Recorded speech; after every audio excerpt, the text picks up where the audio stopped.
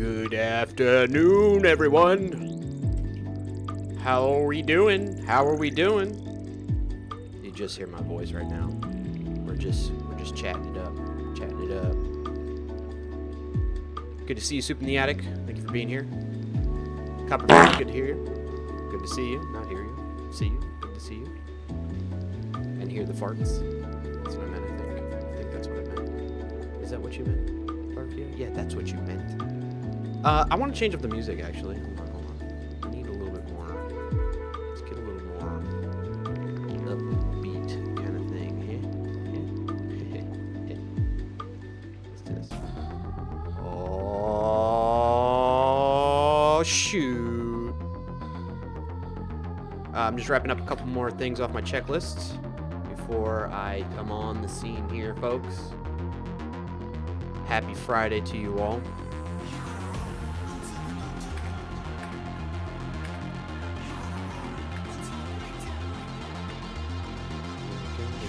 Go now.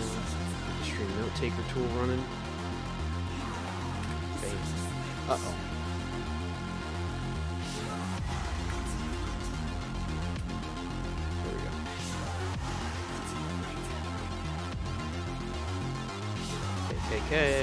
There we go. Okay. There we go. Okay. Okay.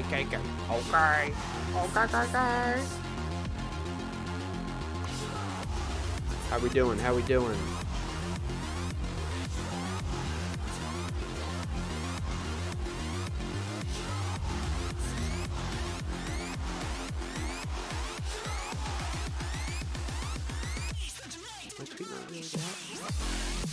my gosh, really? I put it out on the Twitters? I did. Twitters. Cool. Alright. That's all done.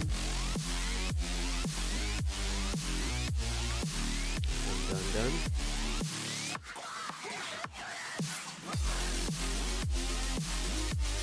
Go.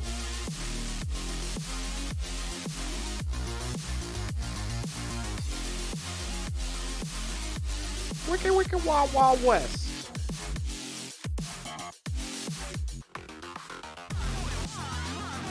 My computer's been very weird today, so just a heads up on that too.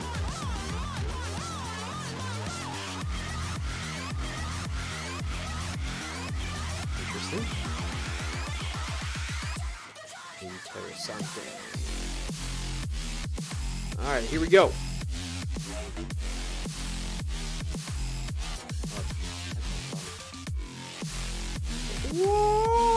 Smallbuck says that music is annoying. We're gonna turn it down. Anyway, because I'm about to pop in here. Get all hyped. Oh, this always happens with this scene now. Smob UK. Hold on, I'll change the music up. We'll get back into Twitch and chill. Okay, a little bit more relaxing.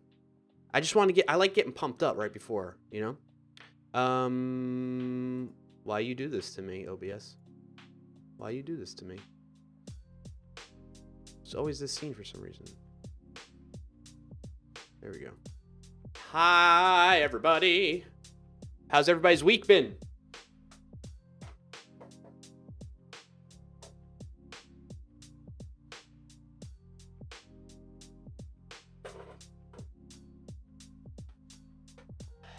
Chair. What's up, Yagnarl? Good to see you. Copperbeardy, as I mentioned before I was on the camera. Good to see you. Smab UK. Good to see you as well. How's everybody's week been? Did you have a good week? Happy Friday to you all. Thank you for joining me today in this session of the Clerkio stream. This just became a job. Oh my goodness. The Michael Jolly just subbed for 6 months in a row. Good to have you still on the team for such a long Oh my period of God, time. who the hell cares? There you go, buddy. I care about you, Michael Jolly. I care very deeply about you. And I love all the work you've been doing on stream, man. And thank you for that continued support. Copberry says, Yagnaro says, been a week without a phone. Good to see you as well. We could talk about that a little bit too. I've been cleaning up apps on my phone. I got rid of Twitter off my phone, and I just Tweeter from the browser now. Instagram, I would do the same thing, but they don't let you really. You can't do as much on on the desktop or laptop as you can on your phone, so I'm kind of a little limited there. And I feel like it's been helping out a little bit. I haven't been spending as much time on my phone, so that's probably the plus side of it, right, Ignaro? Copper Beauty says, alas, it's been 5 days long. Fair enough, man. Smob UK says, mostly good weather, so a happy week. That's good to hear. It's good to hear. My week's been good. I can't complain. Catch up with chattas. Catch up with chat. I had a typo here. Let me show you. It was like this. Oh, excuse me. What's up, JT? Whoa, your name changed a little bit. It's capital J, capital T now. I like it. I had this written as chattas. Warm up and catch up with chattas. It's supposed to be just chat. This just became a job. Obsidian Talon with the 9 months in a row. Thank you, kind gentlemen, for the continued support. And thank you for being part of this team, Obsidian Talon. I appreciate it. I had like a brain fart there for a second, which I think is very appropriate, right, JT, considering you just played that sound effect? Yignar says, that is the good thing about having no phone. Keeps me out of the keeps me out of the loop with work when I'm out of the house. Monday, I get a working phone again. I mean, maybe that's good, though. Like, we shouldn't be necessarily working when it's during downtimes, you know? I don't know. Just saying, Yignar. Thank you for dropping all those emotes. So what's the plan for today's stream? One, there should be a new release coming out of VS Code next week. So I'm going to give you all some insight. It's not like exclusive limited preview kind of thing to see this kind of stuff, and I'll explain. But I imagine many of you aren't aware of how you can go about yourselves to figure out and see some of the new features that are coming out with VS Code. So I'm going to show you what I do to get acquainted and understand and see what's going on there. A couple of different ways you can do that. And we're going to take a look at some of the features that are planned to be released for the next stable release of VS Code. Next week is the tentative date, I believe, that they're going to, or tentative time frame, they're going to push out another release. And then I figure we get back into what we said last time that we're going to continue with. So last stream was the 26th, right? Yes. And next steps for that, we said, let's add note command for moderators to generate notes on what we've learned while live streaming. So speaking of that, I am running a tool that we've built on stream called the Stream Note Taker tool. That's just very straightforward name, not anything fancy. And what it's about is helping to preserve like what we learn and do as part of these streams.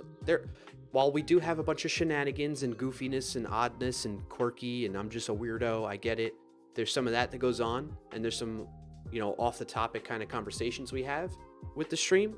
There is some, at least from what people tell me, there is some value in terms of educational type of information that you get out of the stream when we're going through these things, right? And because of that, I want to be able to, I don't want that to just be lost with the stream, right? You don't necessarily have to be here live to get the value out of that. And so that's what this whole Stream Note Taker thing is. It's helping to capture what we do and learn throughout the stream. And the way you can help out in contributing to that is by using commands in the chat. Anybody can use the one command, the ! mark. So I'll show you what that means. So you can type something like this in chat, mark, and actually I should have done this already. Kick it off. We should say minus 3 minutes or something. I'm going to type that into chat right now, actually. And the tool that we've built will capture that message and take note of the timestamp of how long. So we've been going for 13 minutes. The stream has been running, but we've been, live where I'm on camera talking and we're all having a conversation, excuse me, for about 3 minutes, right? So that's kind of what Mark does. The other one that taking inspiration from, and well, really, I guess just stealing. We steal from each other, so it's we share. We're sharing with each other ideas, Michael Jolly and I. I like that he has this note command because that will help in capturing things that we learned. So here's the delineation between the two, or how we would break out the two different commands. There's the mark command, which will be let's just mark a point in time where we switch subjects maybe that we're focusing on. And note is more about like, also it will mark up that point in time probably. I think that's what we're going to do. That was some of the feedback we got last stream. But what it's also what it's going to be doing is helping generate this section here, things we learned. Okay? So if we learn something like, I don't know, how to use a certain array function in JavaScript, then we can make note of that, right? Azizarino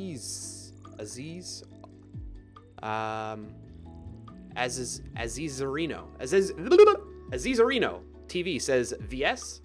This is VS Code, not Visual Studio. Visual Studio proper, like the full-blown IDE, is different than this. Visual Studio Code is the editor. So there you go. Smob UK says, by the way, the user update started working correctly without a locked file block a couple of releases ago. Good work. Awesome. That's good to hear. Ikoa, what's up, Ikoa? Good to see you again. How are things by you? I should probably turn that off. We don't have to hear things like that. Karaga says, oh, thank you. Can you help me? Sure. What's your question? We'll see if this is going to be a good kind of forum to do that kind of thing. And I'll try my best, Karaga. If I can't help you like live on stream, then we have a Discord where we can continue the conversation, and maybe that will be a little bit more conducive to helping out in that way. There's the link from Stream Elements right there in the chat. So, but first, fire away, send your question in chat, and we'll be happy to try our best to answer your question. While we're waiting for that, so yeah, let's talk about the VS Code features. So one way, what's up, Frackberg? Good morning to you as well. How are things by you? Karaga says, I'm going to translate. I'm assuming that you meant Brazil there, and it just got cut off. Brazil? This just became a job. Robert Tables subs 14-month streak says, well, it is Friday, my dude. Well, Robert Tables. Thank you. Holy moly, dude. Thank you so much for that support. 14 months in a row, man. Appreciate you. Karaga says, yeah, Brazil. Okay, cool. Frackberg says, it's Friday. My favorite. A lot of people. Right? Whoa, JT. Whoa, buddy. Commander Zerg. That homework copy pasta ruffle. Oh, let me get to the question here. So Karaga says, I need to implement an API with the following functionality. Update the value present in a text file contained in an S3 bucket. Asking me about Amazon Web Services. It's all good. All right. Contained in an S3 bucket. This value is always a prime number. There's the heck, Robert Tables. A prime number, and at the same time, an API provided by you. This first row value can be updated with the next prime number. All right. I'm not going to be able to do this on stream, unfortunately, Karaga. Sorry about that. But yeah, feel free to hit us up in the Discord, and we'll get back to you on that as best we can. But yeah, like if it is the way like Commander Zerg is calling out, if this is like a homework question and you want us to do your homework for you, we're not going to do it for you. Okay, Karaga, we need you to like bounce ideas off of us, and we'll help guide you in the right direction, but we're not going to give you the answer, buddy. So you know, tread lightly there. Copperbeard says, Robert Tables, what do you mean I'm everywhere? I'm everywhere. Smob UK says, I didn't even say Docker. You saw Robert Tables, yeah. It's an internship problem, says Karaga. Okay, interesting. Okay. I searched for 4 days, nothing. AWS on Brazil is a new thing. Okay. All right, no worries. Robert Tables says, I can do it for money. Karaga says, can I send you a PM in Discord? So in Discord, just go to, there's a channel called Questions. Feel free to go in there and pop your question in there. Karaga. I see somebody joined us. I got the notification, so I'm assuming that's you. I don't want just help. I know what I need to do to find a prime number, get endpoints by get, but I don't know how to insert in S3. Okay, yeah. So I'm not your best. Well, let me. So when it comes to S3, I'm not very knowledgeable in that space. I know of it and what you can do, things at a high level that you can do and what it's used for. But I have not personally gone in depth to do that kind of stuff. But there are people here and in our Discord that are very familiar with AWS and S3 that I'm sure can help you out and help guide you in the right direction. Okay? So, yes, as Robert Tables says, there are people. You're someone who comes to mind when I say that, Robert Tables. So check it out in there, Karaga, and thank you for being here. Thank you for your question. All right. So that's the plan. We're going to take a look at VS Code features first. Talk about that because there's a release that should be coming out next week, and I want to kind of show you all what's going on there. And then we're going to jump into what I was just talking about, the Stream Note Taker, doing this kind of stuff, okay? So let's take a look. Mark, start VS Code features review. Get good, Brian says, how's it going today, Brian? It is going well. Always happy to see you here. How are things by you, Brian? How's your week been? Ryan says, what's up, big boss? What's up, Ryan? Good to see you. How are things going by you as well? All right, let's close those stream notes out. We did our warm-up. Coffee mug. It's just a plain old coffee mug, and today is actually tea. So cheers to you all. Happy Friday. Hope you had a great week. And hope you have an amazing weekend. Coffee mug done. Today's VS Code theme is... Should we choose a new theme today? Let's choose a new theme today. New theme. What's the theme going to be? Anybody have suggestions on what theme I should use? Night Wolf Black. How does that look on the screen for you all? Night Wolf Dark Blue. Night Wolf Dark Gray. Nord. It's too bright for me. I could do the Night Wolf Black. Hot dog stand. Get out of here, Frackberg. Michael Jolly, shame that man. Go Netflix Red. Monakai. Ooh, material theme ocean high contrast. Frackberg says I have no shame. Fair enough. And Robert Taylor says I know this. GUI. Should we go with GUI? GUI looks good. How does JavaScript look in GUI? Let's see. Let's open up a new folder. Let's open up the stream notes. Heck! Ow, my ear. Turn that down a little.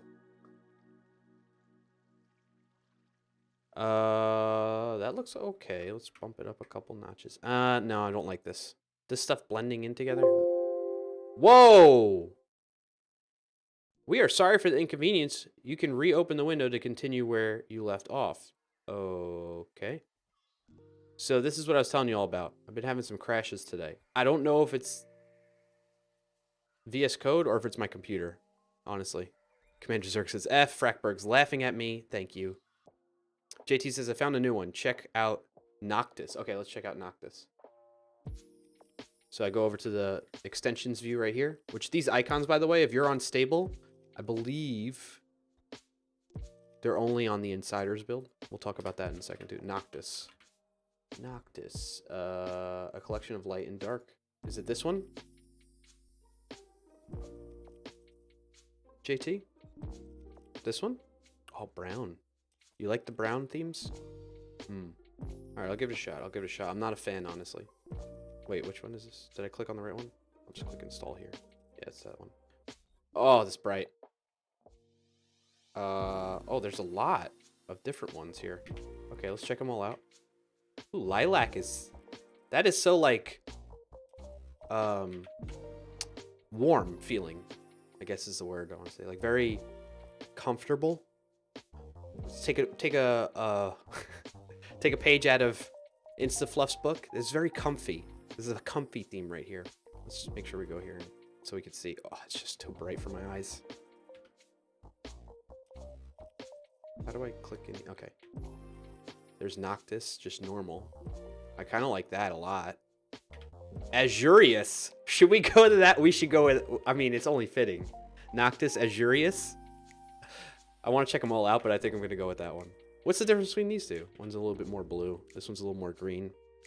Frackberg says, Clark, are you on Insiders? Yes, I am. Frackberg says, I was laughing at Robert Table's comment about my escape hobby. Oh, okay, my bad.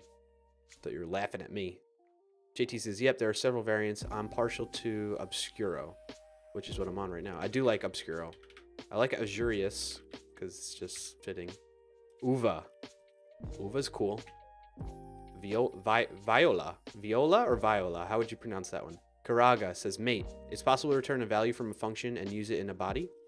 Yeah, definitely possible. I like these. Thank you for sharing, JT. I think we're going to go with Azurius. Bam. If anybody else wants to check this out, let me get you a link here. I want that. I want this one. Keep that open. There's a link in case you're interested in trying it out yourselves. All right, so that's Noctis. Let's see how it looks. Yeah, see, like that looks nice. I like it. Thank you, JT.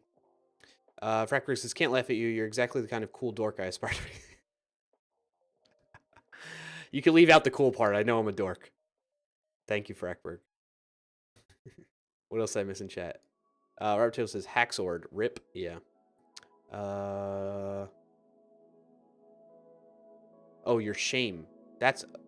I think you had a typo, Frackberg. Robert Table's comment about my escape. You meant shame hobby?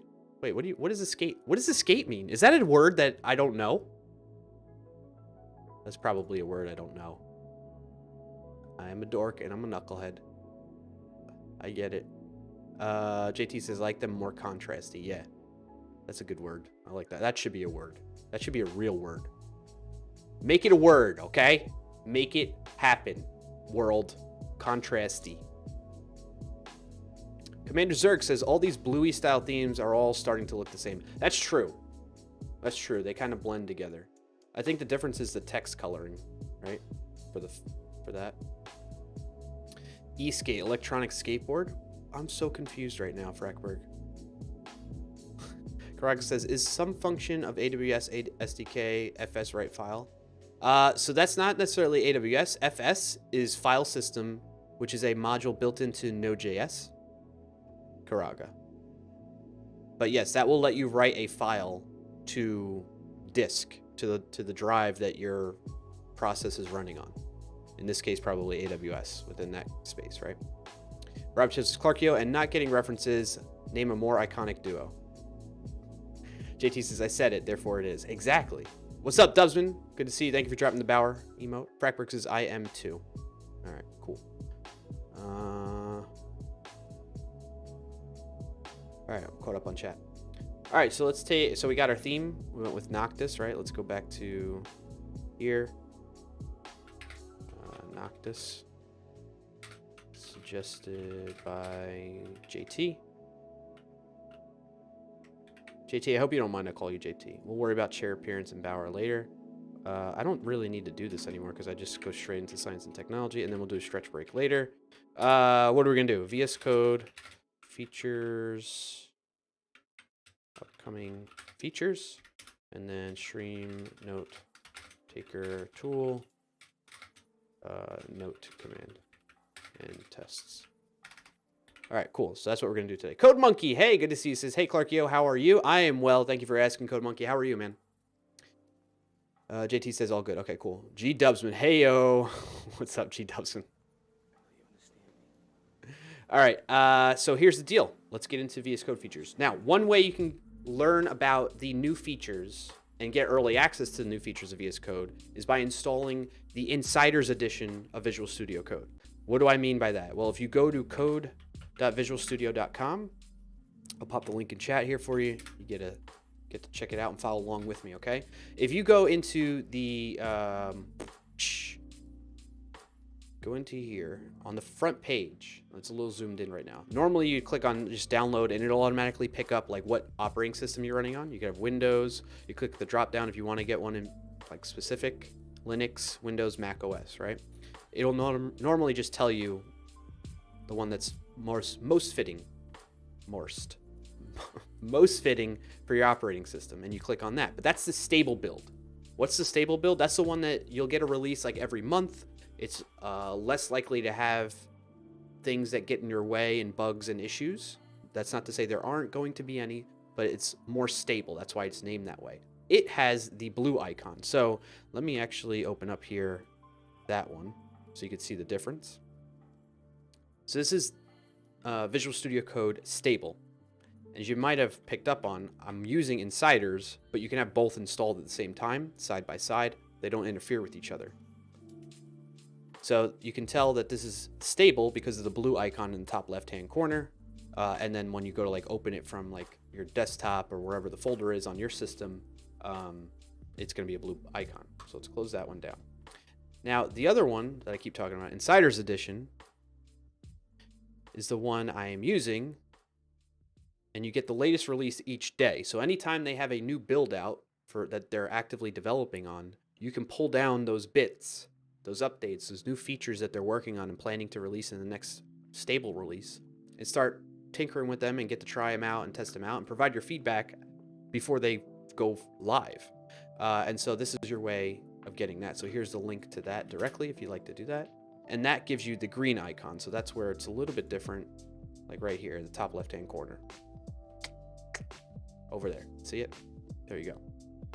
So that's the difference. Insiders, you get like almost every night, at least during the week, you'll get a new build that gets pushed out. So the next morning, you're going to see the little icon saying, hey, you have an update. Would you like to install it? Whereas the blue one, that one is the stable release, and you're only going to get that monthly for the most part, almost every month of the year, barring holidays and stuff like that might come up. All right. So that's one way you can do it. The other way you can do it is you can stay on stable, but then you can follow along with the progress and the updates that VS Code team is doing through GitHub. This app, this tool, is open source. And pretty much all of the work that they do is like publicly visible through their GitHub. Let me show you some details on that. So if you go to github.com/Microsoft/VS Code, put that link in there. Thank you for changing the bulbs, Smob UK. Landon, good to see you. Landon says, thank God it's Friday, everyone. Friday is a good day. Friday is a good day. It's good to see you, Landon. Bud Monkey says, I'm good. Glad I could catch the stream today. I'm glad you could too. Thank you for being here, man. All right, so this is VS Code repo. And what they do is if you click on the wiki button here, boom, boom, bang, and you go to iteration plans. One, you could actually, before you even do that, if you're wondering like what the goal is and the vision of Visual Studio Code for the year, you go to click on the roadmap and it gives you an idea of what they're planning on doing or hoping to achieve for this year. Okay. But if you want to know what they're planning on doing each release, then you go to the iteration plan. So they kind of follow an agile methodology in the way they handle the work that they're going to be doing for each release and changes with VS Code. So in here you could see the July 2019. So it's a little bit odd and kind of can be confusing at times that they name the release based on the previous month, even though they pushed the release out in the next month, right? So the release for this latest one that they're going to have, we're already in August. So the release is coming out in August and being publicly available, like pushed out to production in August. However, the work was done in July, so they call it the July 2019, because that's kind of, I mean, it makes sense when you think about it that way, but it can be confusing if you don't know how they're doing their work and what their process is. So there you go. That's a little. So it confuses me sometimes too. Still, even though I'm very aware of it. Dudu Pereira says, which language would you recommend learning? Well, do you already have experience doing programming in another language? Dudu Pereira. I hope I'm pronouncing your name correctly. If I'm not, let me know, because out of respect, I want to get your name right. And I don't want to call you Dudu, because that's not nice. And I'm probably pronouncing that wrong. Basic Python. Oh, so I was gonna say, yeah. So if you're just getting into programming, I really feel like Python or JavaScript. I did it right, Dudu Pereira. Okay, cool. I'm glad. Juan, it's good to see you, by the way. I see you're high. But yes, learning Python, I think, is a great way to get started with programming, and JavaScript are both two programming languages that are nice to get introduced to programming. And I say that, like my background that's not the path I took, but I think I would, like, if I were to do it all over again today, I think that's what I would do. And I'm learning Python, actually. Due to Pereira. We're learning Python every Wednesday at 11 a.m. Eastern time. I'm joined by my co-host Cecil, and we're starting from scratch, like we're complete beginners, and learning Python. We both don't know Python, so we're learning more about it. Juan says, learn Python properly, then jump in is easier. Yeah. Yagnar says, due to Pereira, thank you for the follow. Appreciate it. Welcome. Happy to have you here. Yagnar says, due to Pereira, tune in on Wednesdays to learn Python here. Thank you, Yagnar, for helping with that. Robert Taylor says, Python or Node, JavaScript only if you want browser feedback, but either backend is easy to get started with. Yes. Well, I don't want to, like, and I know you don't mean this, Robert Tables. I don't want to downplay it because, like, it may seem like it's easy, but it may not be easy to everybody. It might be confusing and, like, you know, a little overwhelming to people. So I don't want to, like, kind of make people feel bad by saying that kind of, and I know you're not trying to do that, but I'm just being conscious of that, right? So backend is, generally speaking, easy to get started with, but don't feel bad if you find it not to be easy. Juan says, after Python, try Nim. What is Nim? I don't think I know of Nim. Robert Taylor says, Ruby is not a bad way to start either, in my honest opinion. Yeah, that's a good point. I haven't tried Ruby. Maybe that's the next one we do after Python. Juan says, with practice, stuff gets easier. That's true. Exactly.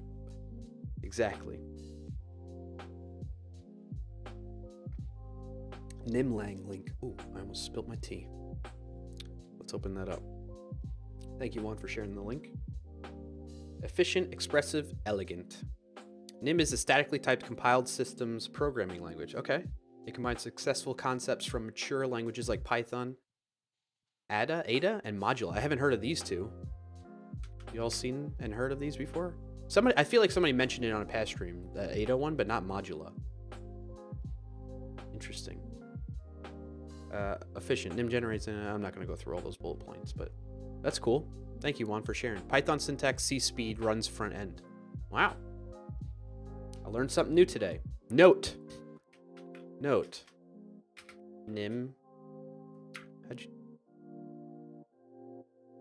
Nim programming language. And https://nim. So this is something to do. Take note of how I'm going to type this in here. And then I'll just put in shared by JuanCarlospaco. Bam. That way we have a note of it, right? We learned something new. Thank you, Juan. Nim Hello World stream. Yeah. Cool. All right. So where were we? We're talking about iteration plans. We talked about how they call it the past month's release, even though it gets released in the next month. So July, the work is done in July. It's called the July release, but it gets actually published in August, usually within the first week of the next month. So if you want to look at what they're doing, you click on the iteration plan. In the iteration plan, you can read like what the plan is, captures our work in July. This is a 5-week iteration. We will ship our July update in early August. During this iteration, we make last polishing changes so you can get an idea of what they set out to do in each iteration too. So not like the roadmap gives you like a very like 25,000 foot view of what the goals are for VS Code for the year. And then the iteration plan, they give you at the beginning, like the introduction of it, what the goals are for that month, right? Maybe like a 5,000 foot view, I guess.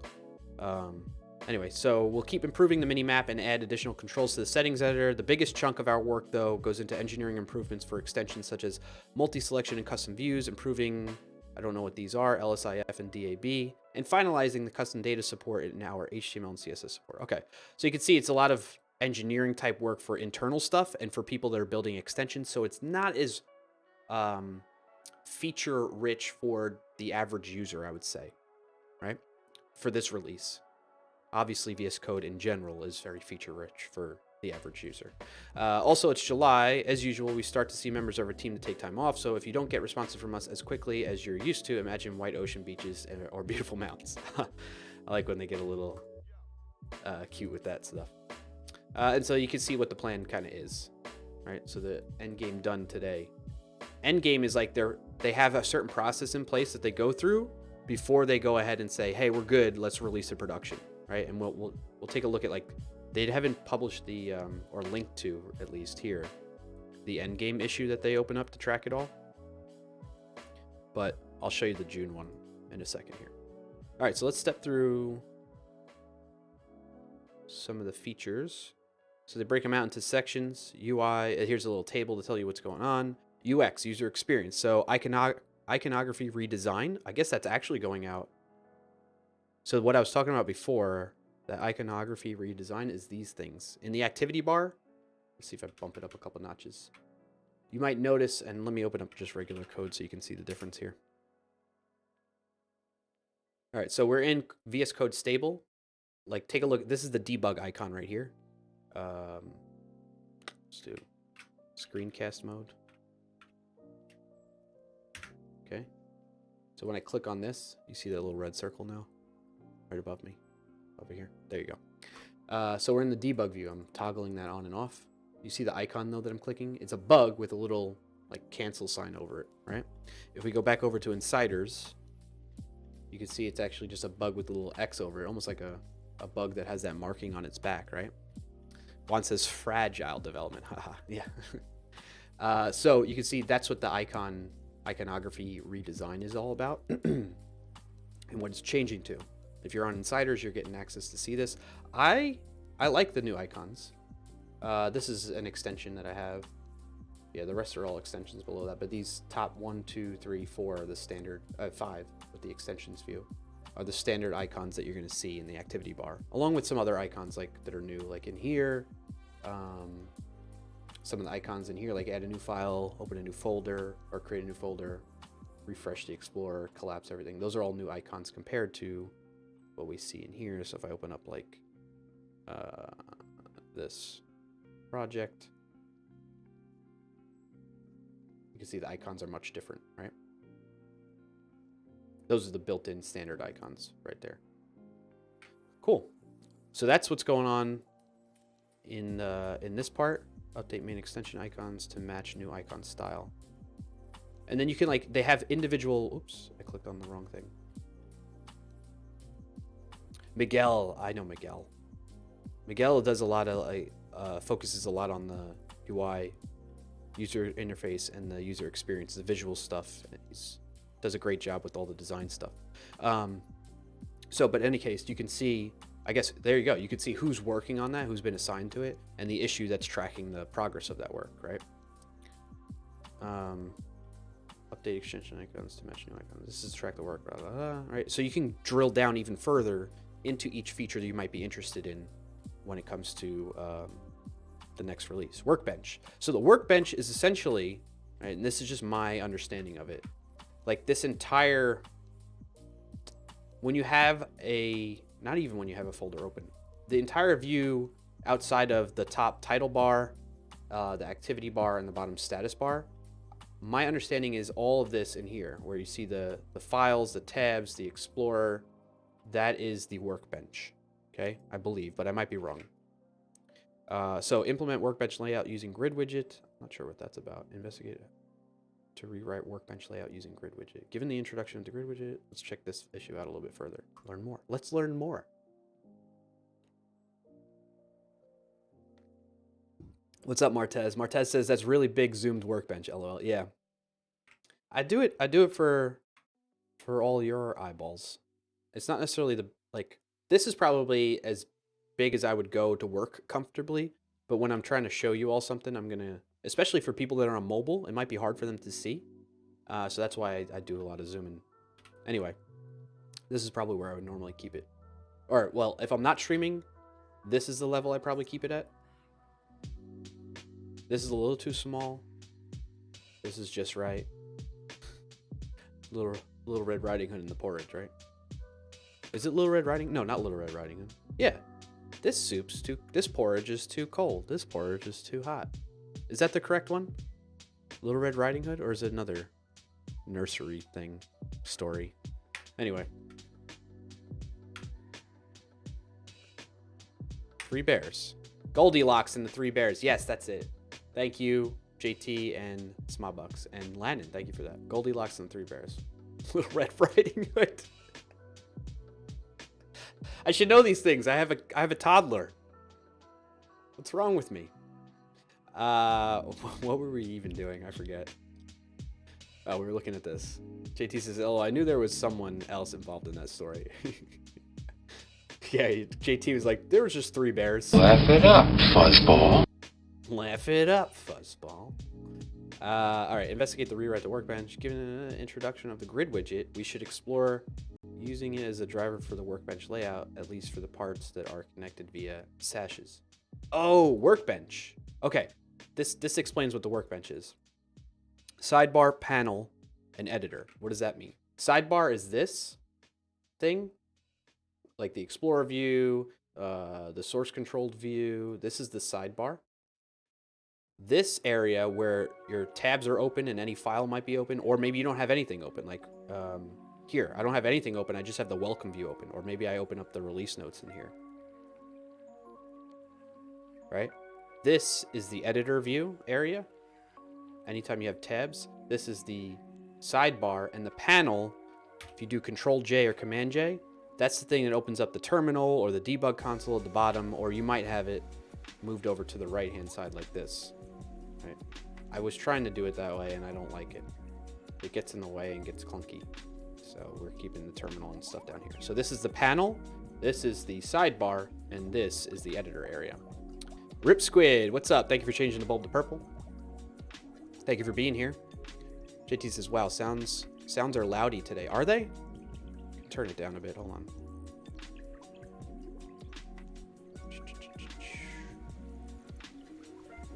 Heck. How's that? It's a little lower. Can you still hear it? Let's do this. Here's a good one to try. What is it? Leroy, right? Even though I spelled it wrong. Oh yeah? Well, screw you guys. I'm going home. Yeah, a little bit better. I'm going to do Leroy, and I'm going to turn it down at the same time. Ready? Here we go. Leroy Dragons! Better? This is the beauty of using Voice Meter, by the way, which I just switched over to not too long ago. I can turn the sound effects, basically all the system sounds that get played, up or down through this little bar right here, which is nice. Okay, so everybody got that? So sidebar is this. Panel is this bottom panel here.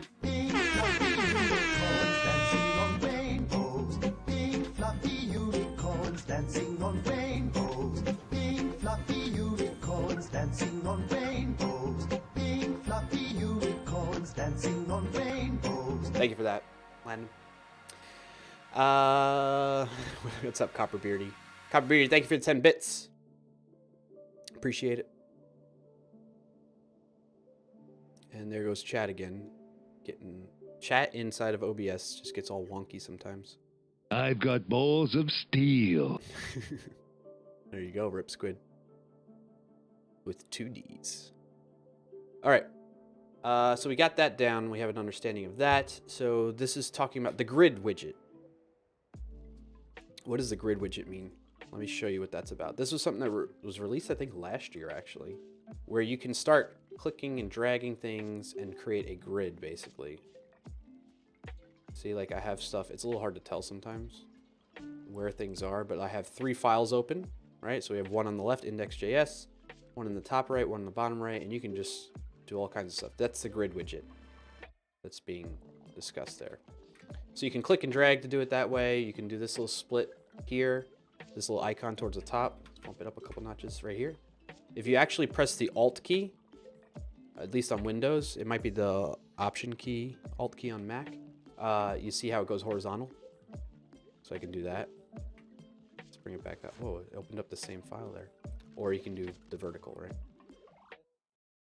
So Alt key and you mouse over, you'll see it goes horizontal. And no Alt key and you just mouse over, it's vertical. Rip Squid says, I thought it would be Balls of Steel song. No, I don't know. I don't think I know that song. Okay. The theme I'm using actually right now is Noctis. Shared it in chat earlier. Let's go get it again. Noctis. Check that one out. But yes, normally I'm using the Night Owl theme.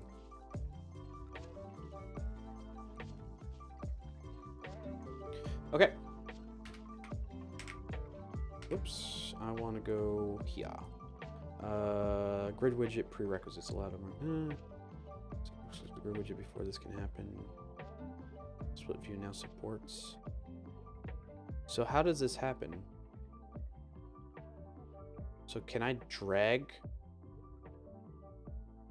Given the introduction of the grid widget, we should explore to use it as the driver for the workbench layout. Well, did it say it was done either? No, it did not.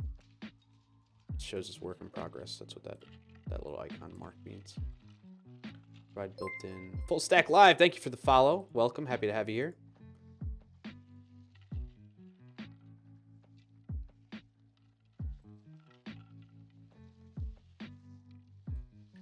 We are looking at VS Code release.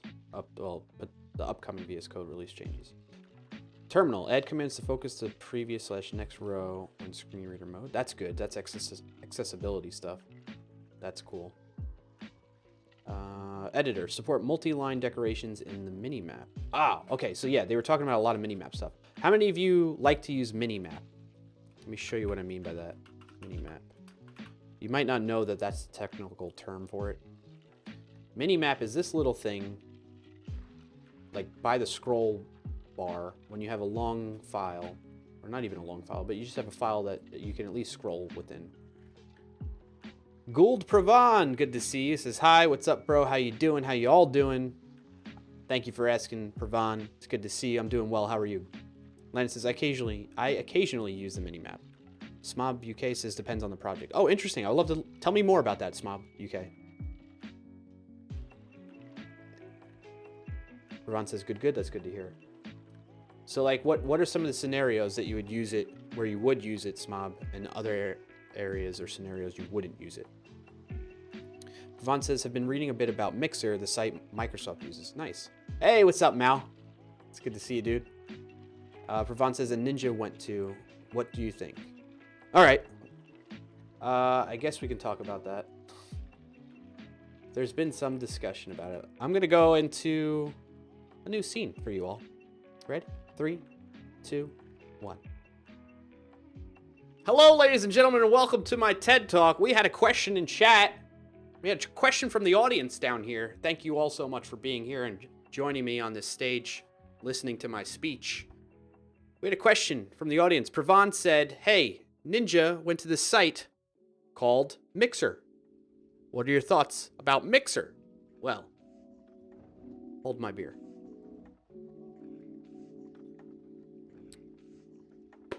What do I think? Well, let's talk about Ninja. I think Ninja should do what's going to make him happy and feel comfortable and successful. And, like, I don't know all the details behind this whole setup and switch with him and the people at Mixer. Yes, Mixer is part of Microsoft, but I have no connection, or I've not had any conversations or talked to anybody that works directly from there. So I have no idea what the situation is with that. Okay. So all my perspective I'm sharing with you now about it is just my own perspective, and that's it, and my opinion. And so my thoughts on it was, oh, that's cool, that's interesting, good for Ninja. And I'm very curious to see how that may affect the landscape of things when it comes to live streaming in general, both on Twitch and for Mixer. I think it's good for Mixer and them to get the, like, I think many would say and consider Ninja is the top game streamer on the web, right? Can we all agree to that for the most part? Those of you that know who he is. And in terms of his decision to do that, I mean, that's it. It's his decision. And I think he probably weighed his options and like what, and he felt like it's a good path for him to go. And I have confidence that he knows what the heck he's doing.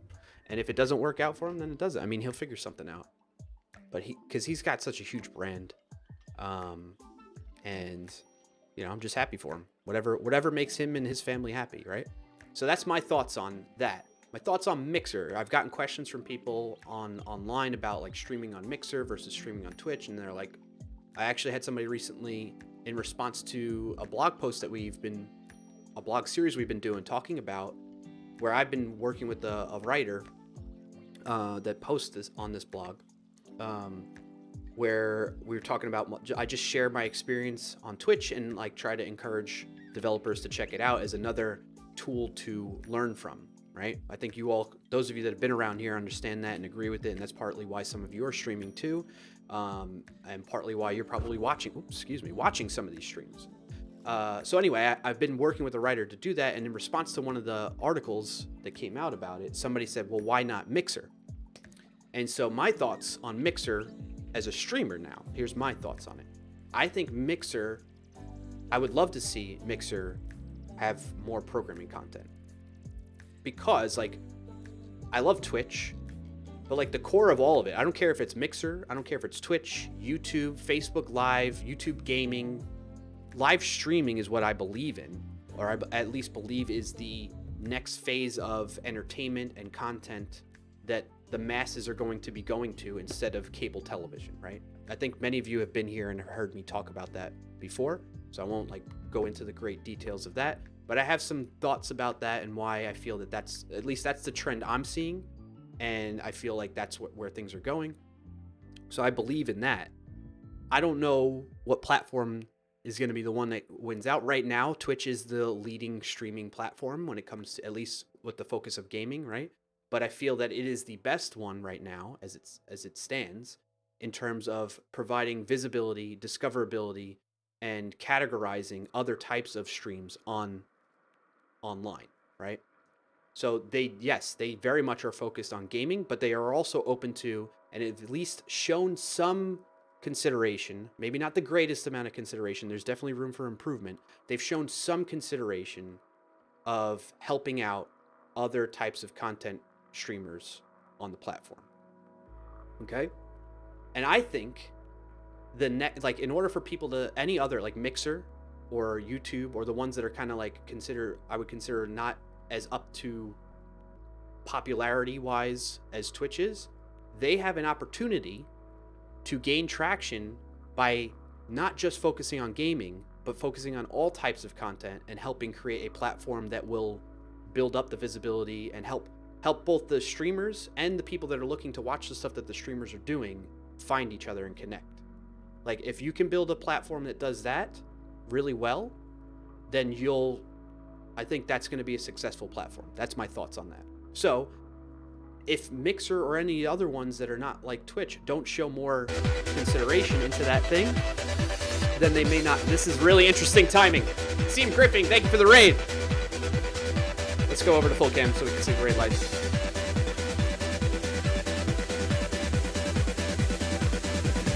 I can't dance. Boom. Thank you, CM Griffing, for the raid. Welcome everybody from the stream. Thank you from the raid. Sorry, I was just on a TED Talk. We're going to switch back to it. You'll see what I'm talking about, but I wanted to at least welcome you all. Thank you for being here. My name is Brian Clark, aka Clarkio.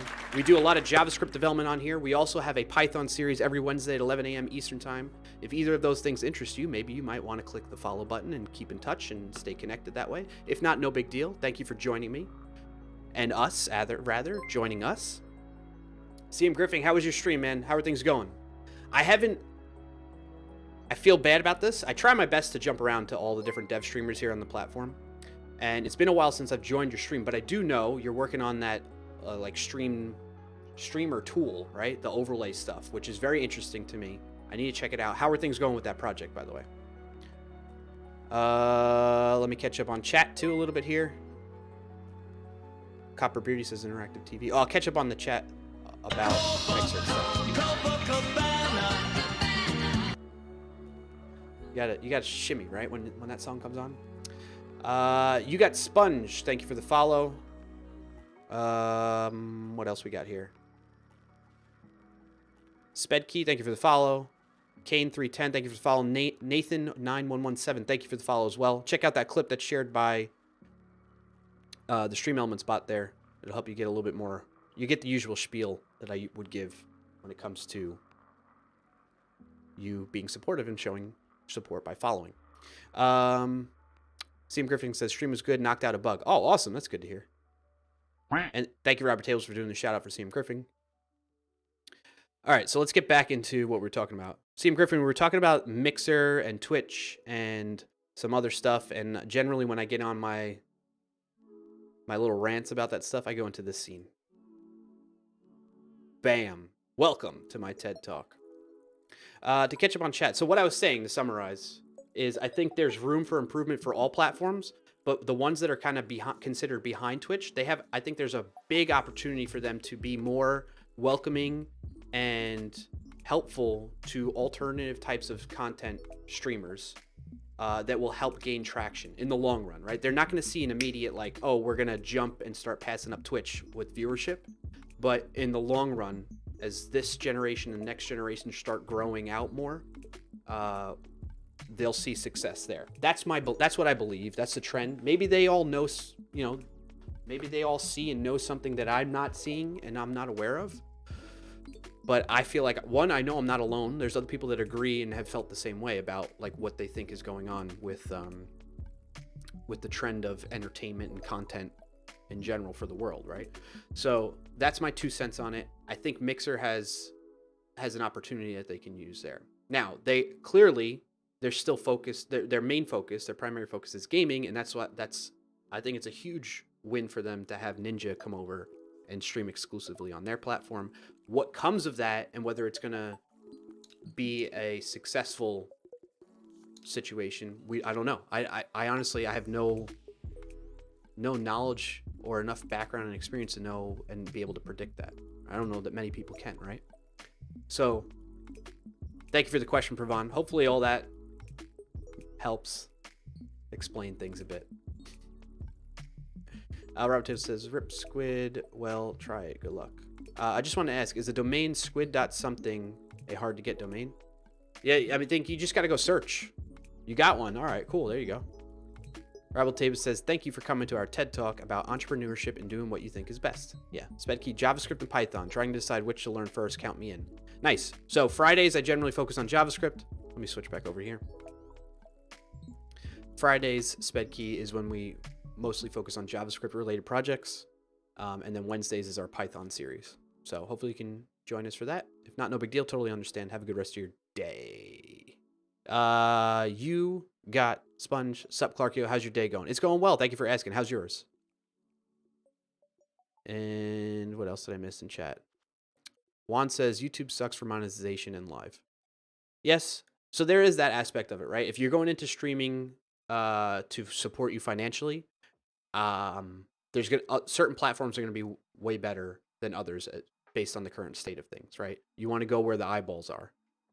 But if you're into it for the sake of just streaming and you just enjoy it, I mean, not to say that that's not part of it as well. If you're into it for financial support,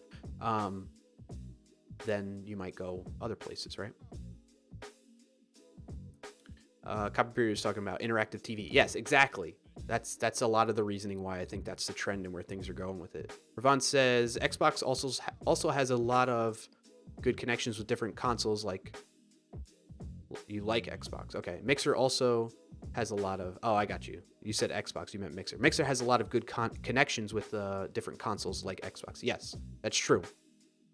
That is a good point, right? And Xbox has a dedicated audience there too. Lance says, yeah, having more platforms for us to spread out to can be beneficial. Yes, that's the other side of it where I think it's a good thing that happened, right? Because I think it's going to light a fire under other platforms' behinds to start really knuckling down and improving their platforms, right? Knowing that streamers could potentially jump from your platform and you're sitting there, sitting back and enjoying the fruits of your labor kind of thing. Got to get back to the business, right? Juan says, I don't own a TV. There you go. There's a perfect example of why I think this is the trend. Many people are cutting cable, right? They're not paying for cable TV anymore. They're just paying for internet connection. Lots of things going on that are flags to me to indicate that that's the direction things are going in terms of content. Copperberry says, nah, only here for the chair. All right, fair enough. Mouse says, Mixer has exclusive deals with some games, pro leagues as well. That's interesting. I didn't know about that, Mal. Thank you for sharing that. Rob Taylor says a boatload of cash weighs a lot. I don't know. If I were to guess, he probably signed some kind of deal where he's getting money from the folks at Mixer. Again, I'm guessing. I have no idea. Juan says, I don't know who Ninja is. Ninja is, like I explained it before, he's widely considered the most viewed game streamer on the web. Copperbeard has never heard of either of them till yesterday. Okay. Interesting. Oh, Mixer and... Well, I mean, you've heard of Twitch, right, Copperbeardy? What did you mean? Never heard? Oh, Mixer and Ninja. I got you. Okay. So Smobak, I'm finally getting back to your response on when you use the minimap. I tend to use it only when the files are large. Otherwise, I want the screen real estate. That's fair. I like that. So does that mean, Smob, that you're like actively going into your settings and turning it on and off? You know, that would be a good feature, actually. Like, what if there was a setting? Here's a feature idea for VS Code with the minimap. Is there a setting that says, hey, if the file I have open if it exceeds X amount of lines, then turn minimap on. If it doesn't, turn it off. There's a cool idea, right? You'd get some use out of that, right, Smob? Because I imagine right now you're manually doing it.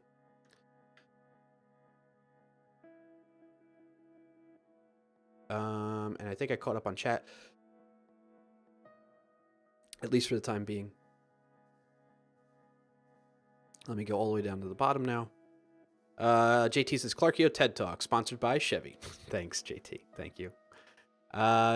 Steve Kyle says, sell out. Why am I selling out? What are we talking about here? You know, I was listening to Tim Tapman stream the other day when he was talking about this announcement, and he brought up a good point. People yell out, sell out to people. And he's like, I don't understand why it's a bad thing. I don't quite either. Like, why is sell out a bad thing? Like, why are we going to put somebody down, especially if you like the person, right? You've gotten to know them. You know that they mean well and they're just trying to do good, their part in the world, right? And if they make a deal with somebody so that they can help support themselves and their families and whatnot, like, why is that considered? Why do we got to call them a sellout? Like, it's a derogatory kind of thing, you know? Just honest question. I'd love to hear from you in chat. You got Sponge says, yeah, it's going good. That's good to hear. Decoy, hey, good to see you. Decoy says, depends on what's after the dot. Oh, you guys are talking about there. Obsidian, yep. Talking about the domain stuff. Rip Squid, you got squid.rip. Nice. I didn't realize RIP is a top level domain. Learned something new today. Robert Taylor says, yo, everybody, streaming is a medium, and it's a large body of ways of doing things. Yes. Let's not trash other services. They aim at different audiences, monetization, interactivity, lots of other things. There is room for all of us. Yes. Robert Tables, was there what triggered that, to be honest? You have me concerned that I said something that might have been putting down some of the other services. I don't think I did, but please feel free to call me out on it. Ravon says, Mixer has better tools for their streamers. Oh, yeah? I really, like, one thing for sure that announcement does is it's got me, like, I haven't looked at Mixer in a while. And, like, as from a streamer's perspective. So it got me kind of, like, poking around and seeing what it's like. Pravon says, a lot of stuff that exists on Twitch today does Mixer already have for a time. Oh, okay. Robert Table says, please don't be negative about a platform, tech language, or way of doing things. Yes. I agree with that. Copperbeard says, a streaming platform, I think, will be the next browser war thing. Yeah. Yeah, you bring up a good point. The streaming platforms battling it out like we saw browsers battling it out back in the day. Smob says, I watch streams on Mixer, Twitch, and YouTube, which is why I have to go out in 5 minutes and get some fresh air and exercise. There you go. Steve Kyle yells out, sell out. I guess that was in reference to maybe Ninja? Rip Squid says, it seems so. I went to Mixer and it was 1/3 of an ad for free subscription to Ninja. Oh. Okay. Yeah, I saw that too. There's something going on where it's free subscriptions. I don't know what that was about. Decoy says, maybe you could also make it based off of the file extension. Yes, that's a good idea. Going back to the whole minimap setting option. I like that. We need to write that down. Ideas sparked by today's stream. Where is it? Ideas sparked by today's stream. This is my own idea, so I'll just put it down. Well, actually, it's sparked from based on mini map usage shared by Smob UK. New setting in VS Code that let you turn minimap on based off the total number of lines code in the open file. Right? It's a pretty interesting idea. Who would use that? Would anybody use that? I think I would use it. Otherwise, I don't really. I agree with Smob as well. Like, I like the screen real estate, and I feel like this just makes it noisy. Having the minimap for things when I don't need it. But if I need to quickly jump to sections, it's nice to have that, you know? Maybe I'll like minimap. Steve Kyle says the sellout was in reference to Ninja. See, well, I know Steve Kyle personally. I know he doesn't like Ninja. I think just personality mismatch kind of thing, which is fine, right? But I don't know, man. I wouldn't call him a sellout. I don't get the whole sellout thing as much. What else? Smob says, but not very often. Okay, fair enough. Kane 310, thank you for being here. Kane says, Twitch won't have real competition until we get to Web 3.0. Amazon is big enough to kill any competition for at least 5 to 10 years, unfortunately. It's an interesting, yeah. Steve Goss says, Ninja, not you, silly. Fair enough. Robert Taylor says, please don't use the term sellout without justification. That is negativity and against the stream's values. Steve Kyle says, I'm also not being serious. Yep. Decoy says, if I get a job offer from another company for money, I would take it. Right. I mean, I think any of us would do that. Well, not necessarily, right? But like if all the stars aligned and you're getting more money out of it and it feels like the right decision for you, I think any of us put in that position would do that, right? Why wouldn't you do that? The only reasons why I think somebody wouldn't do that, like if the only difference is, like, let's say you're in your position now and you get an offer somewhere else and it's for more money, but it's not necessarily the best work environment, or, you know what I mean? There's other factors that play into it that you want to take into consideration, and you're okay with the way things are financially at your current job. You're happy with the people you work with.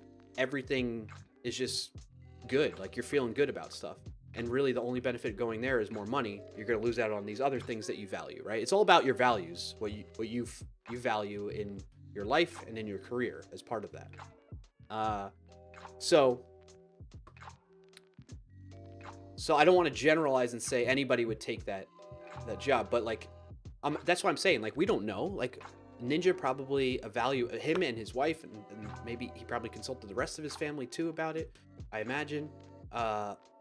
Laid it down, and they realized what things were going good for him on Twitch, right? We all, at least it seemed that way. And then he saw this opportunity come up from Mixer, weighed his options, and he felt like it's going to make him continue to be happy and progress in his career as a streamer. Like, I can't fault him for that. I don't think anybody should really do that, right? Steve Kyle says, I'd make money and sell out in an instance. Yeah. Instant even. Yeah. Copper says, it's up to everyone to choose what they want to do. Yeah. Smob says, well, Ninja just won his game, so he's still good. That's the thing. Like, it's still the same content. It's just in a different spot. It's just a different place to watch it. Competition is good. Competition is good. I know somebody else mentioned that before. I agree with it. Robert Taylor says, if somebody backed up a Brinks truck, I'd probably try to promote turkey bacon or something. Robert Taylor says, not you, Clarkio, just setting expectation in chat. Okay, cool. Thank you. Pravant says, I have some thought about it to call Ninja sellout about this move. Well, so yeah, I know. So let's call this out really quick, actually. Like, Steve Kyle, first of all, I know Steve Kyle personally. I know he was just joking around. But when I'm talking about the whole sellout comments, it was when the announcement came out. I think it was yesterday, right? When it came out yesterday, I was listening into other streams, and people in other streamers' chats were talking about Ninja being a sellout or whatever. And that's how the topic came out, and it sparked up that discussion in my head now. So that's what this is about. So Pravon saying, I called Ninja Sellout about this move. I don't think are right. This is his work, but a lot of streamers use sellout titles to earn more money. Like titles in their stream title, you mean, Pravon? Many of those are not even relevant to their videos. Yeah, fair enough. Steve Kyle says, geez, I just said it to show Brian it was here. Didn't mean to start a thing. No, you're good. You're good, Steve Kyle. This whole discussion for me started from you mentioned that, but it like I said before, it referenced what I was hearing when the announcement came out.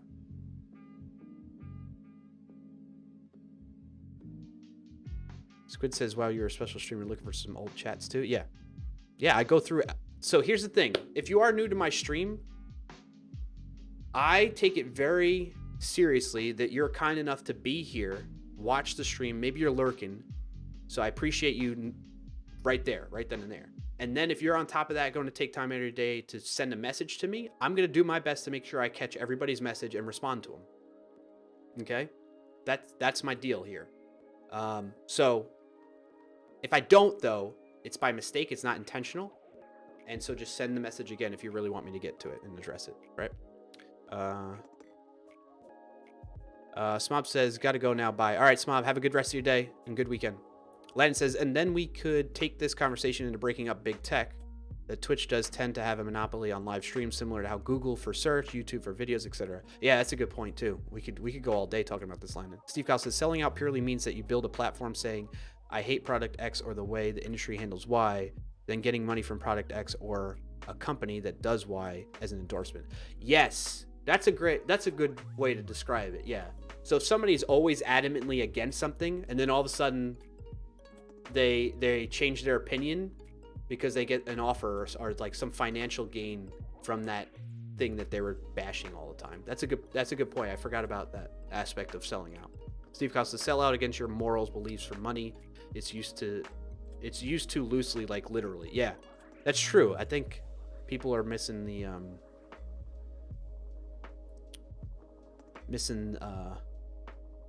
sorry, I'm reading some other things in chat. The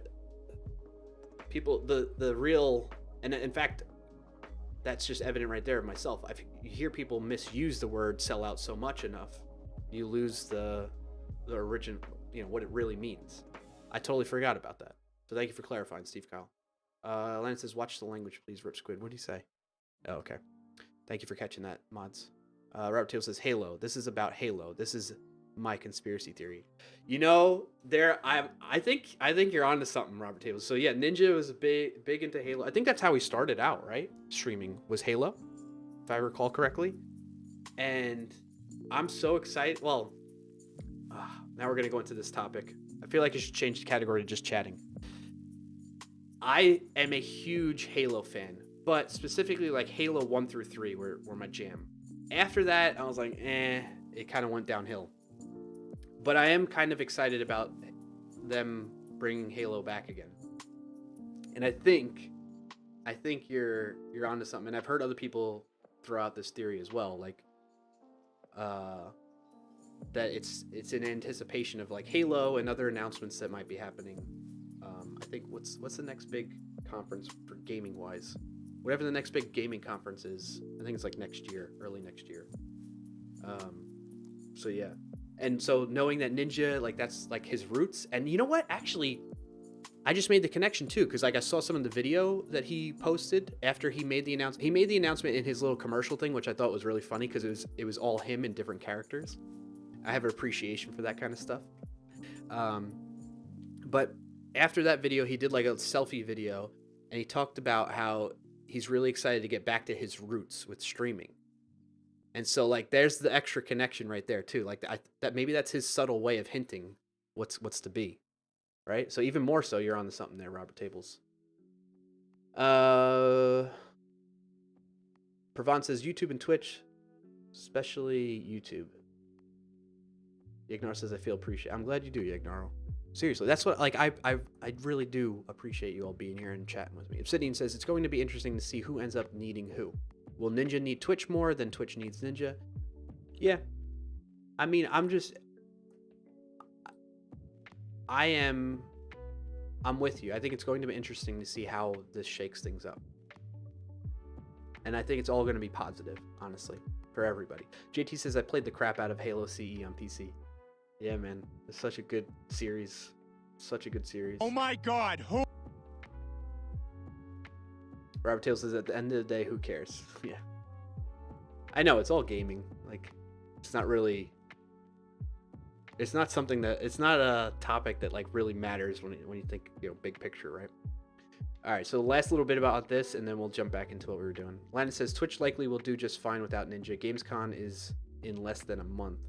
Though Gamescom is less about game announcements, but has demos for upcoming games. Yeah. No, I don't think it's that one. It was one... I've heard people talking about one that's, like, I think early next year. Like in January or something like that. I forget. Anyway. All right. Let's get back into it. Woo! That was a fun topic. JT says, I miss it. Had an amazing bunch of online friends.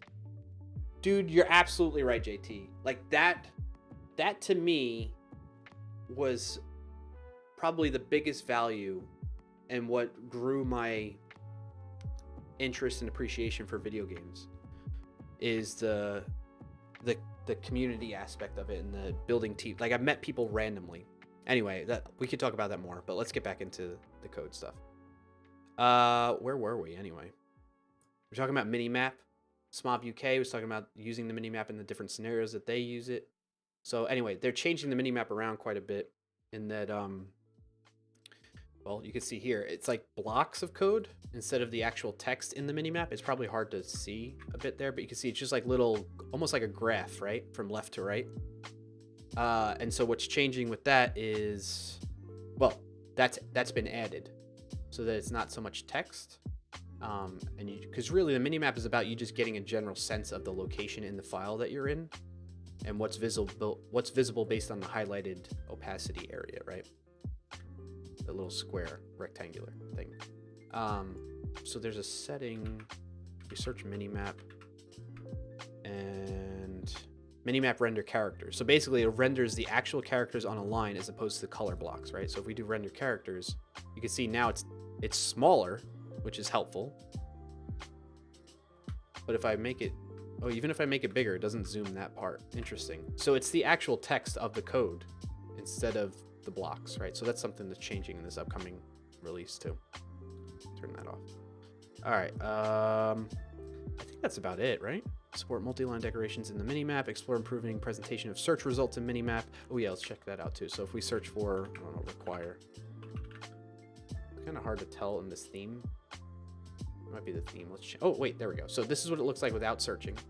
Let's go like search for options. Okay, we're gonna search for options. So I'm gonna scroll up here. I go Control F to find, and I type in options. You can see there's like an orange line that highlights the full across the minimap area, and then where the actual like characters are that I searched for are highlighted in a little bit darker of an orange. It's kind of hard to see. It's probably hard to tell, especially if you're on mobile watching this, but that's another update there. Explore theming support for semantic colors. So yeah, I'm giving you a little taste of the features that are going on and coming up in this release. It looks like they're keeping it a little bit light in the amount that, like, because here's the thing. The VS Code team is, they knock out and can like release a bunch of features in just a month's time. It's nuts what I've seen them do. And then there's times like now where it's a little bit slower, or they just have to focus on different stuff, and the features, there's not going to be as many like new features or exciting kind of stuff that you'll see more visually in VS Code itself. Okay, so that's kind of what's going on with this release, it seems, and they call that out, right? There's people that are on vacation and whatnot, and they're doing more engineering-based improvements for extension developers, which is helpful, right? Because a lot of the extensions you may use today, it's basically making those developers of those extensions, their lives a little bit easier or helpful, or to make a more rich and exciting extension that you like to use. So that's good. The other aspect of it is not a lot, but like a decent amount of the VS Code team's focus now is also on those extensions that they started creating, the remote extensions. If you're not familiar with those, let's talk about those a little bit too. I'll search for remote. VS Code remote development. Shared the link to that in chat. So what is this about? It's basically allowing you to use a container, a remote machine, or WSL, Windows Subsystem for Linux. And so part of why, and you might be thinking, well, I don't know, what do I care about that for? And I'm kind of, I was at that stage, and I'm getting to a point where I'm starting to be like, aha, I'm having my aha moment when it comes to remote development. And basically, the age-old joke of like, it works on my machine kind of thing is going to be, it's going to be deprecated, right? With remote development stuff in generally speaking, right? And so VS Code, the team there, recognizes that that's what's going on. Like, that's where the industry is trending in terms of the developer's workflow, how they're going to be developing their apps that they're building. So knowing that that's the case, let's build extensions that people can, opt in to start using, that are starting to use that workflow and environment, okay? And what do I mean by this? Well, going back to the joke, right? It works on my machine. What ends up happening is we have a lot of stuff on our local machines, environmental things that we set up, configuration. There's a lot of things that we might install on our local machines, and we forget. It happens all the time. It happens to the best of us. We forget that we configured the environment this way and some variables this way, and we forget that we had this third-party thing installed that helped support the project and get it to run, right? And then when you go and deploy it into another environment, like let's say a development environment that's more visible to like a testing team or something like that, it doesn't work there. There's a bug or there's an issue, and it's because of that configuration or something, right? So there's inconsistencies in the environment that the application you built is running in. The same thing could happen like from one developer to another. It works on one developer's machine, but it doesn't work on another developer's machine. This stuff happens all the time, and that's why there's that age-old joke of, it works on my machine, right? And there's the stamp and all that stuff that people made. When it comes to remote development, that's a big benefit of containers, right? Robert Tables, his senses are going off right now. When we think of containers, it's recreating a reusable environment for everybody and running the app in that consistent environment, right? So that's what a container is kind of doing. And so that's where I think this, at least from my perspective as a developer, I would find great use out of this VS Code remote development extension stuff. But you can also do it like, let's say there are situations like a really good example for the... I love all the sound effects, thank you.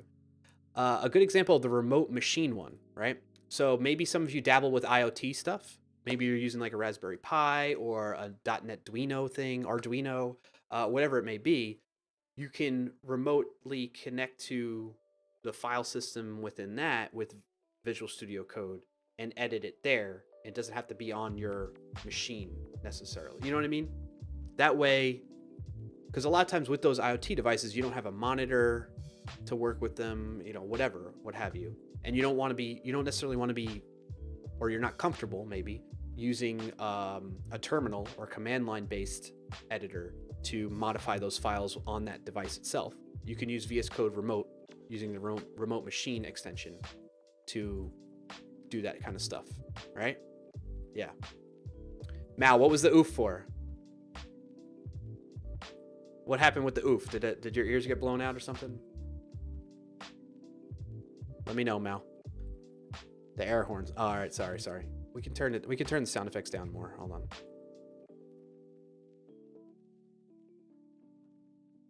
Turn it down to the level of like the music. Okay.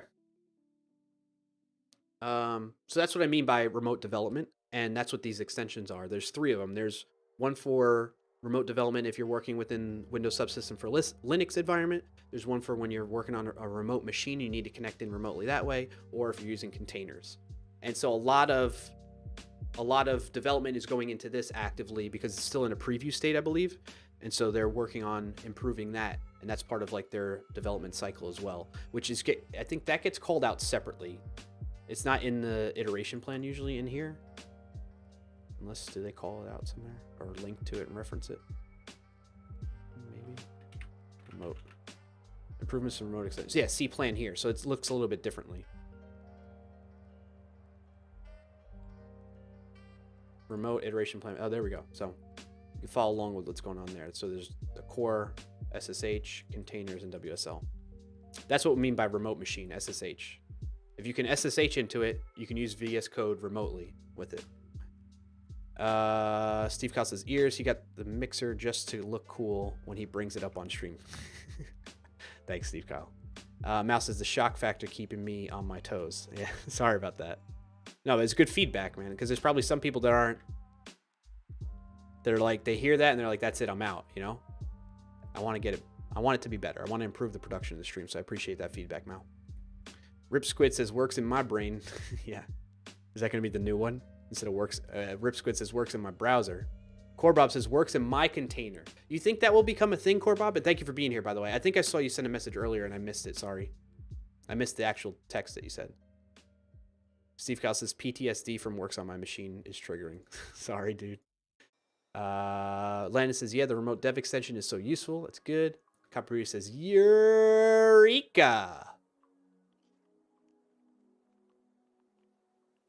What else did I miss in chat here? I wish I could like mute the Stream Elements bot. Like, cause I don't need to see that stuff that Stream Elements is posting to me, posting in the chat. But it creates a lot of noise for me to try and catch all the messages. Robert Hill says, do not trigger me on containers today. Do not do it. Containers, containers, containers. Said it 3 times. 3 times. That's the trigger, right?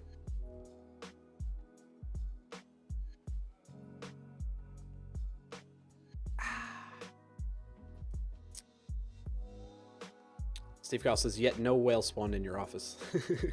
Robert Hill says, triggered in all caps. All right, there we go. We triggered him. All right, so I think that's about it. I don't want to drag on much more with VS Code, but hopefully you got some value out of hearing how I go about learning of the new features.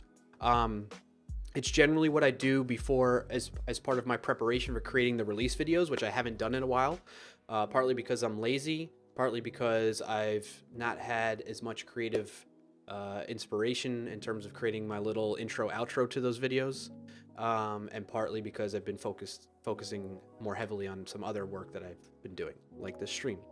But we're getting back into it.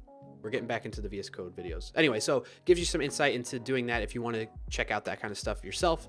Otherwise, you can, you know, once the videos start coming out again, you can watch those videos we produce.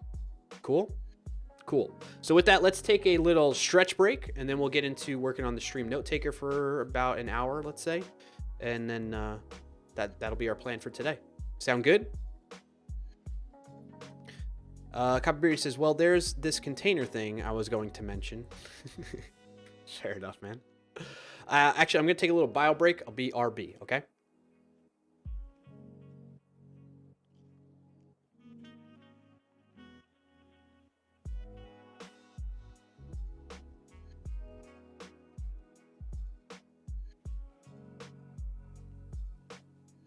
It's Friday, gotta get down.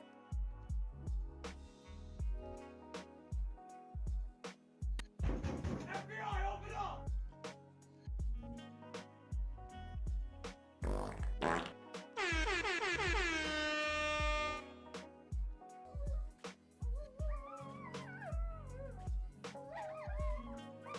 Pink fluffy unicorns dancing on rainbows. Pink fluffy unicorns dancing on rainbows. Pink fluffy unicorns dancing on rainbows. Pink fluffy unicorns dancing on rainbows.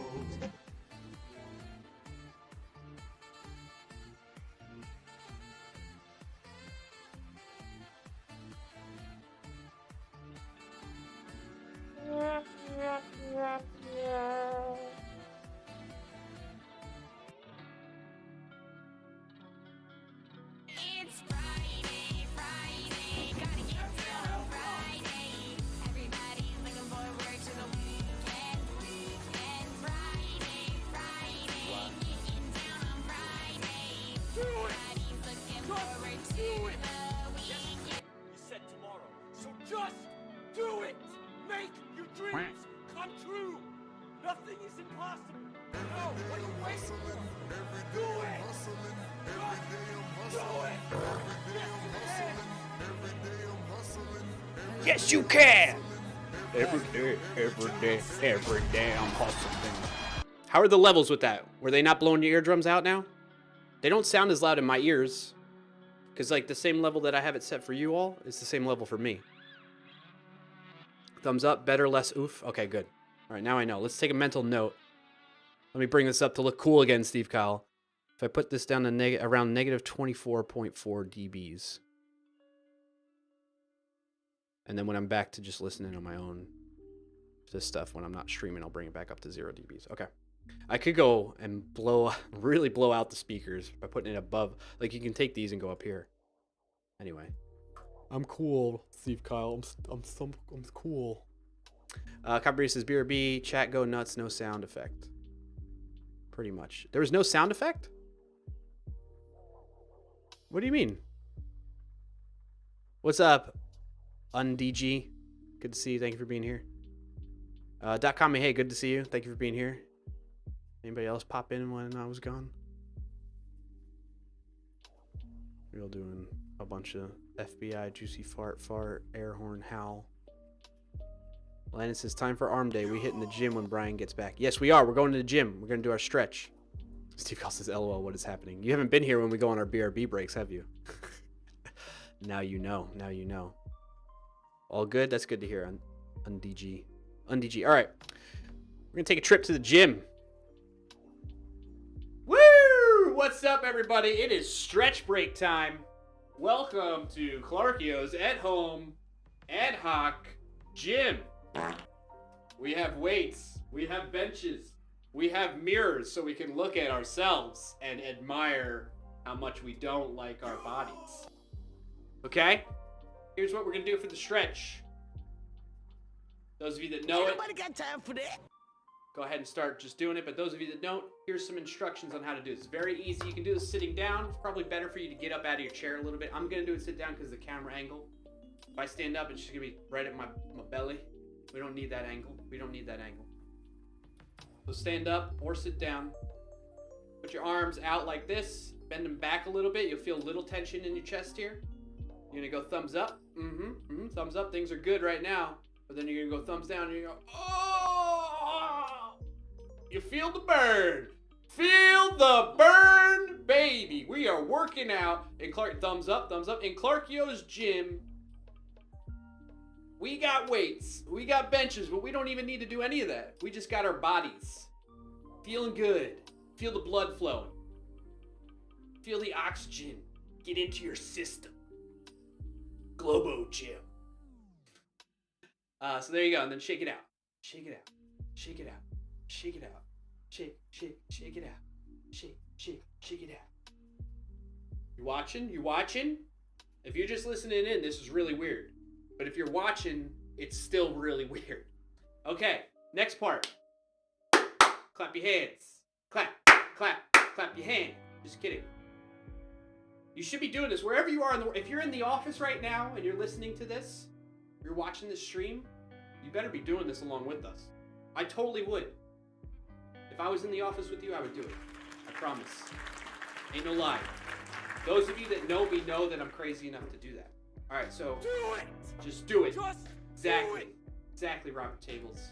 Hey, what's up, Bauer? Oh, we got a Bauer appearance. Hi. Come this way. Hey, hi. Can we get a howl?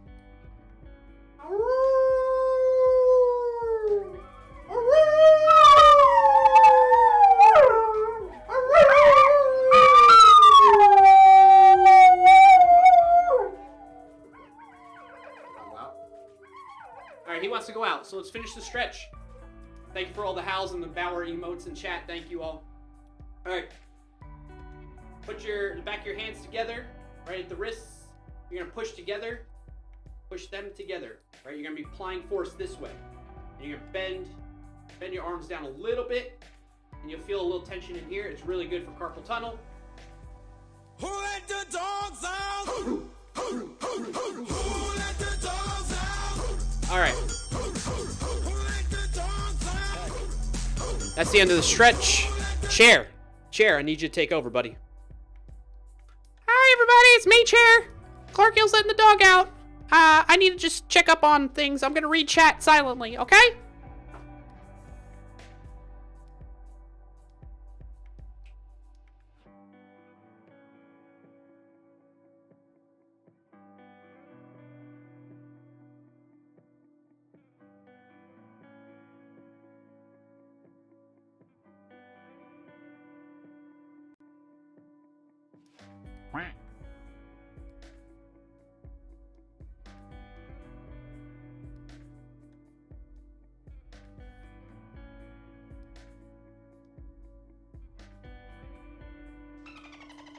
What's up, everybody? I missed you all. It's been a while. One eternity later. Yes, Rip Squid. Good to see you. Thank you for being here. JT, appreciate the wow.com. Appreciate the wow. Frackberg says, Chair, tell Clarkio you need more screen time. You're absolutely right, Frackberg. I'm the one supporting him all the time. The least he could do is give me some more airtime, right? Yeah. Yeah. Who agrees? Steve Kyle says, I don't understand. You don't need to understand. Just believe in Chair. Believe in Chair. Have some faith in Chair, Steve Kyle. Robert Table says, Bauer is my spirit animal. Bauer, yeah, Bauer's a good boy. He's a good doge. Rip Squid said there should be an oof sound effect. You can add the oof sound effect to the project. It is on GitHub, buddy. Neocromer, hey, good to see you. Neocromer says, but they would ask me what am I doing, and then I would have to say I'm watching a stream, and then I would get fired. Oh, well, in that case, Neocromer, don't do the stretches when Clarkio tells you to do them.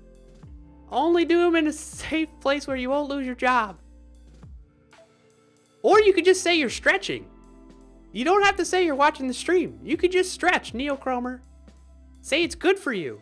And if they fire you for that, well then, shame on them.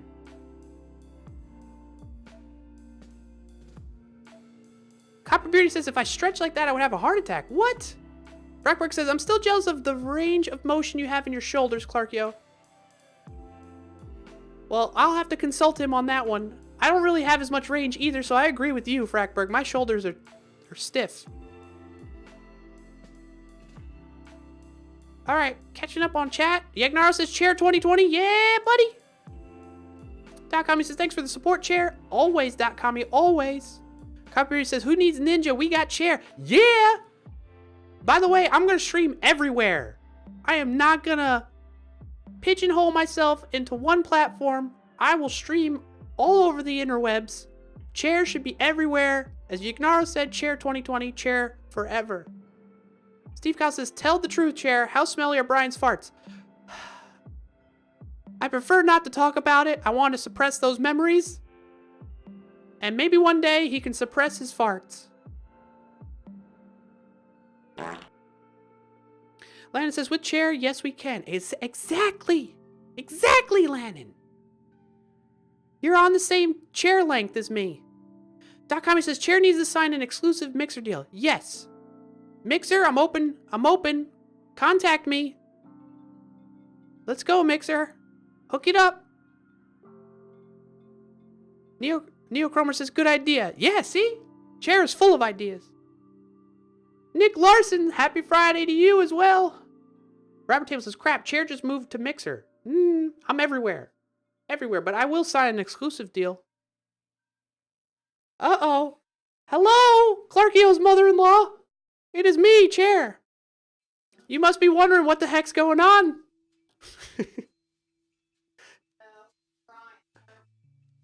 No, this is Chair.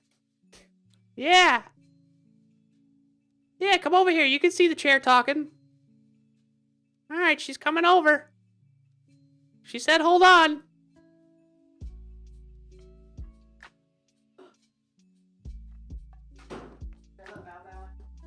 Sure.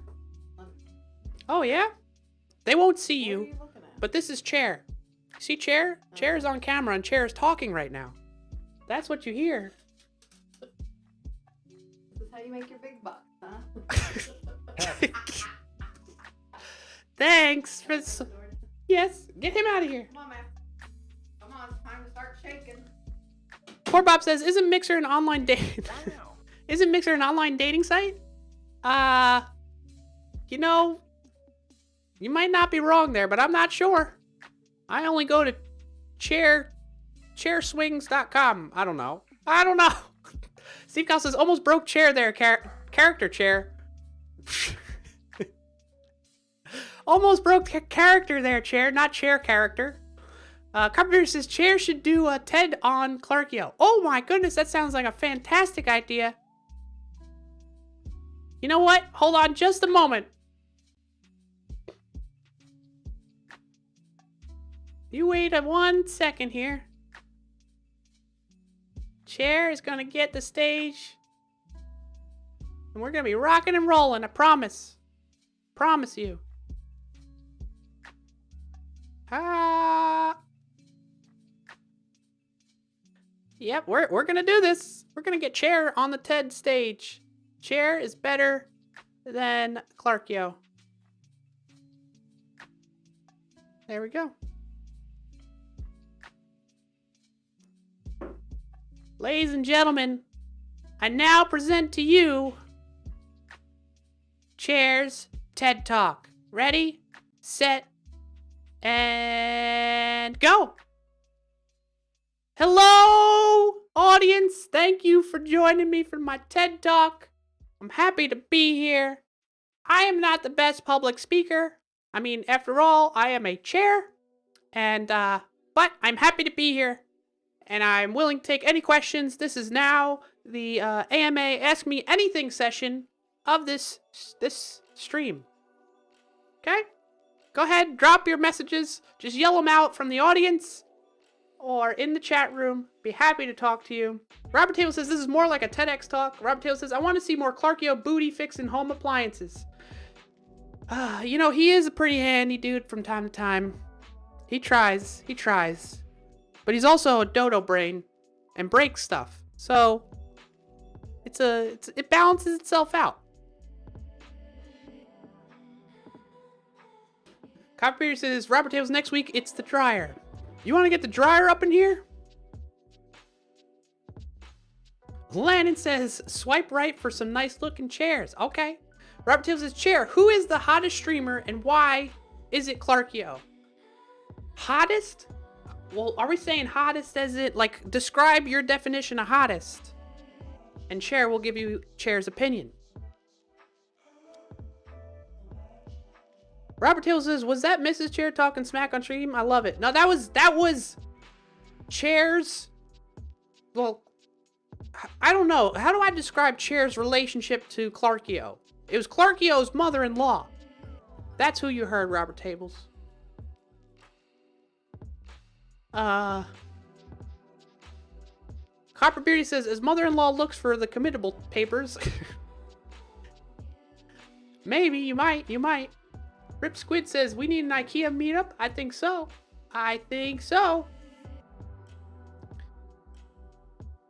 You know, Copperbeard, I just want to say, on the fly, you put a suggestion.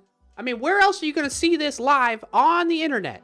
Okay? Where somebody suggests this idea in chat, and then boom, you see it. Chair should do a TED Talk on Clarkio's stream, and bam, here we are. We're losing people, but it's all good. Robert says, Chair. Obsidian says, Chair has Clarkio's back side. True, I see what you did there. I love it. Lance says, I nominated Chair as Bed TED Speaker of 2019. Okay. Oh, he's coming back. Oh, he wants...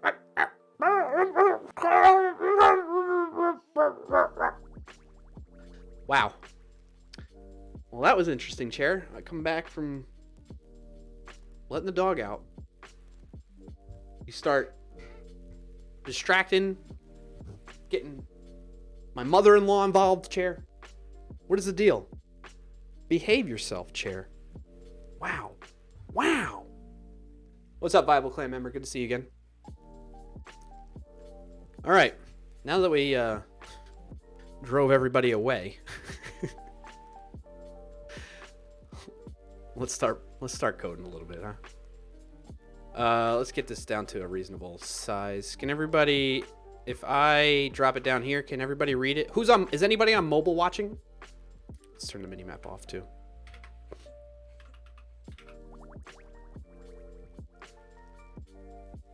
Lance says, now that there is only like 4 viewers, Kappa, it's all good.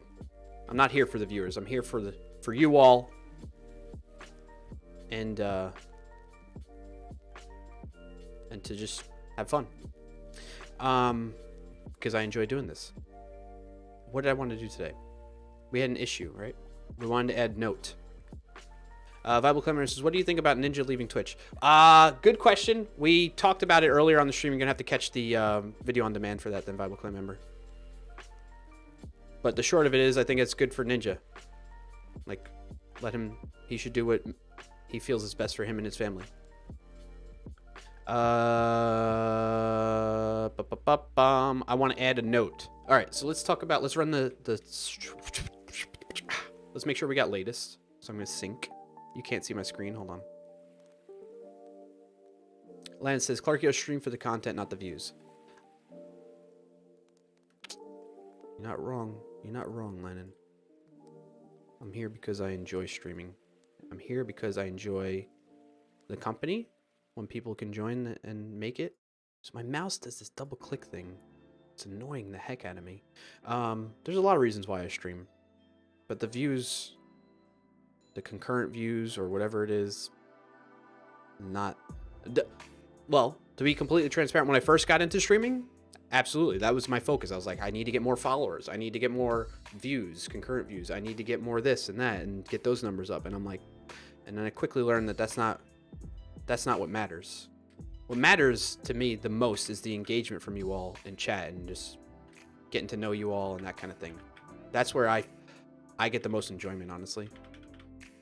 And then once I realized that that's the case, then I'm like, seeing that I actually normally I have the number hidden, which I'm hiding it now. Seeing that number makes no difference, you know. I'm trying to get my thoughts together on the actual coding. Ripsquist says, I added an oof MP3 file SFX.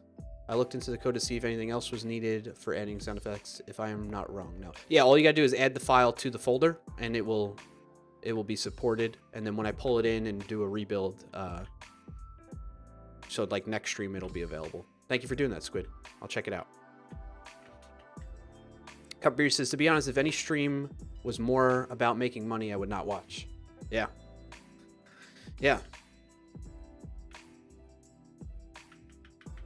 I mean, well, I don't know. Actually, you know what? I think that's too general for me to agree with, Copperbeardy, because there's some people that might be like, they have good intentions, but they also can use the financial support, right?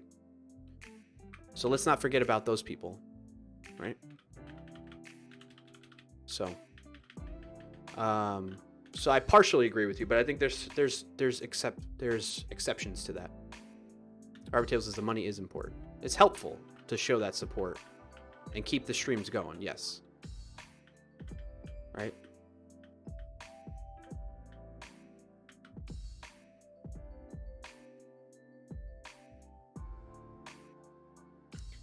Robert Tails says, like, buying stuff for the stream, that doesn't always need to be on the streamer, right? That's true. That's true. Helping out with the production of the stream.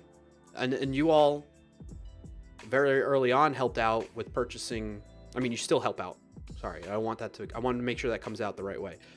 You still help out, but I'm thinking back to a particular point in time where the financial support that you have all shown this stream has helped purchase things, like the other green screen. Actually, pretty much everything. Pretty much everything. I mean, some stuff I got that I'm using is I got with work because it's part of like my job, like the camera that I use to make the videos for VS Code and stuff, some of the lights. But then there's things where I bought on my own that I know that are not necessarily related for work, but they're part of like the stream production that you all have helped through your financial support. So there is that, but you know, I don't push it. That's not my main goal. It's not really it's not a goal. Rich Squid says, I'm confused with Git. All right, how can we help you? And Robert Tails, thank you for the 100 bits, says for the brand. Thank you, dude. Appreciate it. You're always super supportive. And as I mentioned before, I know it's probably like a broken record and you're like, shut up. But there's other people that are new that are like, why am I going to give money to this guy? Or like, why are other people giving money to this guy? And I think that's a fair like thought to have with this stream. And I always want to be clear and transparent about it that like, yes, I'll use it for, it's been a while since I've purchased things. I mean, the big green screen that I built, that's probably like some of the money used to build that was from the support from the stream. So that's like the most recent thing. But otherwise, what I do is because it all goes into the same PayPal account, I just shove it right back into Twitch community, the dev community. and I try to spread it around a lot, you know? And I hope some of you notice that. Like, and so the other thing is, when I gift people subs, sometimes, like, I know I could do the anonymous one, but I also, like, I want to have some accountability in the sense that people like, I'm saying to you all while I'm live right now that that's what I do, but it's one thing to say it. How do you all know that I'm actually doing that? And so that's why instead of gifting and like subscriptions to people, wow, it's pouring out there. Instead of gifting subscriptions to people anonymously, I choose not to tick that box, because that way people can see that I am actually doing what I'm saying, right? Or I'm dropping bits in people's streams. You know what I mean? Robert Tibbs says, I know exactly what Clarkio does with his stream income. He supports the heck out of a bunch of other people. Thank you. I'm glad to hear that you can back up the validity, is that the right word I'm looking for, of what I'm saying. So thank you, Robert Tables. Landon says, Clarkio, yeah, having some transparency about using the money. Yeah, I try.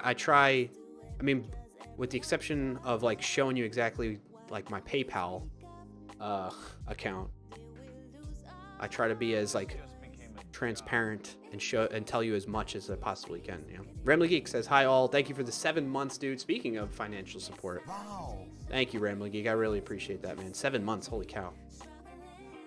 That's super nice of you. Popping by, thank you, Ramblin' Geek. Hope you're having a good day and a good weekend, man. You and the kiddo. Bible Clan says, last time I donated to the community, it selected a bot to gift it to. That's why I try to find. So I'm with you on that, Bible Clan member. I try not, like, it's easier to just say, hey, gift it like randomly when you go to gift a subscription in a channel. But then things like that happen where like the person's not even following the stream or something, so they're not really like as invested in supporting that stream that they're watching that you're trying to help support and gift to somebody else in the stream, if that makes sense. I know I said that like very oddly. So that's why I try to find somebody that's like active in the streamer's chat, and then if I notice that they don't have the badge next to them, then you can click on their name and say gift sub now, by the way, Bible Clan member. So that might be a better way to approach it if you're interested. Instead of, because what I was doing before is I would try to find somebody and have to manually type their name and search for them in the gift subscription view, and I'm glad I realized that I can just click on their name and say gift subscription.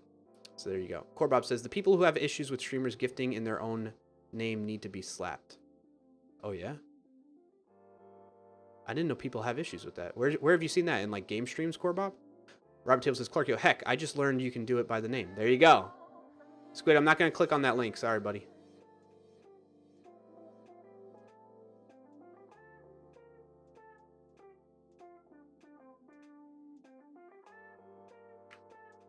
Bible Climber said, also, PSA, if you send a tip using Streamlabs, the streamer will see your full legal name. Yes. Actually, that's a good thing to share. Squid, I'm sorry, dude. I'm not going to click on those links. So please cut it. Just talk to me what you want to talk about.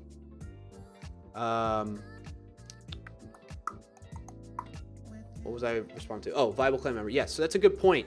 When you're making donations, whether it's through Streamlabs or Stream Elements or through the PayPal link, like, keep in mind, PayPal has your information, like your full name. So if you like to go by your handle and like that's how you want to be presenting yourself online, that's fine. Like, whatever you choose to do, but it's a good warning, and thank you for bringing that up, Bible Clan member. The streamer will see your name. I don't think they'll see your address, but it always concerns me, especially with PayPal. Like, when I use PayPal to pay for stuff, so what I ended up doing was I made a fake address. So I originally signed up with like real information that I needed to, because that's what you need to do with PayPal for the most part. And then I put in an alternate address that's not like a real thing that I can use for situations where I'm concerned about sharing my address if it gets shared by PayPal. I don't know if they do or not. It concerns me. So if anybody knows better, let me know.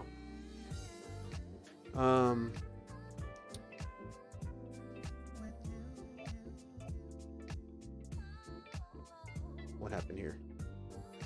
Yagnar says, tomorrow's my subversary. They should let me do it now so I don't have to wait, LOL. That's alright. Don't worry about it, Yagnar.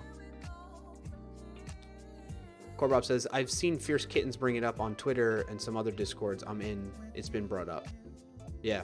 That's generally why, like, so thinking about the financial support you can give to streamers, donations, like, go to them directly, and I think the only thing is whatever service that they're using might take a fee out of it, but it's like the smallest fee out of all the options, I think. Subscriptions, if you're not, like, this is for people that are new to Twitch, by the way. Let's explain and clear this up a little bit. We were going to get into coding, but we got into this conversation. I want to finish it out. Subscriptions, like, so let's say you go with tier 1 subscription. It's $5. Only half of that actually goes to the streamer. The other half, Twitch takes their cut. So that's one thing to make note of when you're doing that. Bits, the person that wants to purchase the bits, they go into your account. Essentially, it's like digital Twitch currency, the bits. You pay, like, so like for 100 bits, it's $1. Or 100 bits counts as $1 basically, right? But when you go to purchase them from Twitch, I think they only let you do it in like increments of 500 or something like that, if I recall correctly. And so, like, if you buy, like, I think the lowest you can do is 500. If you buy 500, you actually pay, real dollars, and at least in the US, it's $5 and I think like 17 cents or something like that, or even more. So Twitch makes money off of the viewer buying the bits. However, when you give the bits to a streamer, they get the full amount of it. So I've been trying to actually go that route more instead of gifting subscriptions to people to show the support, because I feel like our money goes a little bit further that way, in terms of supporting the streamer than through the gifted subscriptions. However, it's fun doing the subscriptions too. So it's like, I struggle with choosing, honestly, at times. So I just try to mix it up. But like the subscriptions are fun because you get access to the emotes and you become part of the little community for each stream and all the little graphics, and you know what I mean? There's something to be said about that too. So it's kind of like, what do you all think about that? What do you all think? Let me know in chat. Robert Tables says, it wasn't a bad link from Rip Squid. It wasn't helpful on stream though. Thank you, Robert Tables. And yeah, Rip Squid, like, links are okay, but I mean, we're on another topic right now, so sorry about that. Yes, and that's the other part of it. As Landon mentioned, the link is fine, but PSA Rip Squid, URL shortening can be sketchy. Right. And I generally will not, unless if it's not a link that I don't recognize, I'm not going to click on it. Landon says, maybe it would be better to ask in Discord. Yeah. Yeah, try the Discord for sure. Robert Tables' Discord is better for this. Please don't confuse the programming. Landon says, Clarkio coding on stream in 2019. Kappa, lol. Thank you, Landon. Robert Table says, Twitch takes a slice, Clarko. Yes, but the streamer gets a 1-to-1. For the bits you're talking about? Yeah. Bible Camera says, if you posted your nicehash.com username, we could mine for you while we watch. Really? I don't know how I feel about that. Is it like legit Bible Clan member? Or is it like embedding code in other websites to mine or something? Tell me. Well, I guess I'll go to that. I'll check that out later. Let me write it down at least. Nicehash.com, you said? I have this window open here and here. That's silly, Brian. Nice hash is a Slovenian cryptocurrency cloud mining marketplace that connects sellers with fashion. Interesting. Okay. Thanks for sharing. Lance says, Clarkio, heart. I forget what that was in reference to, but thank you, Landon. Oh, because of your Kappa comment? Yeah, no worries, dude.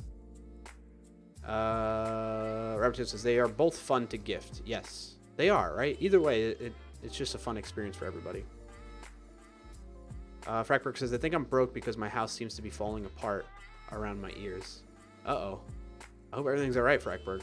Dakami says, I've been gifted a few subs, and I've been checking out those streams more, so I do think help the community overall. Yeah, there is something to be said about that with the subscriptions. Like, you feel more a part of it if you are subscribed, right? And, yeah, so that's kind of like, I don't know. It depends on what you're looking to do. But I just, like, generally, I'll randomly choose, like, all right, I'm going to gift a subscription in this person's stream, and then I'll go to another stream, and I'm going to drop bits instead or something, you know? I don't know.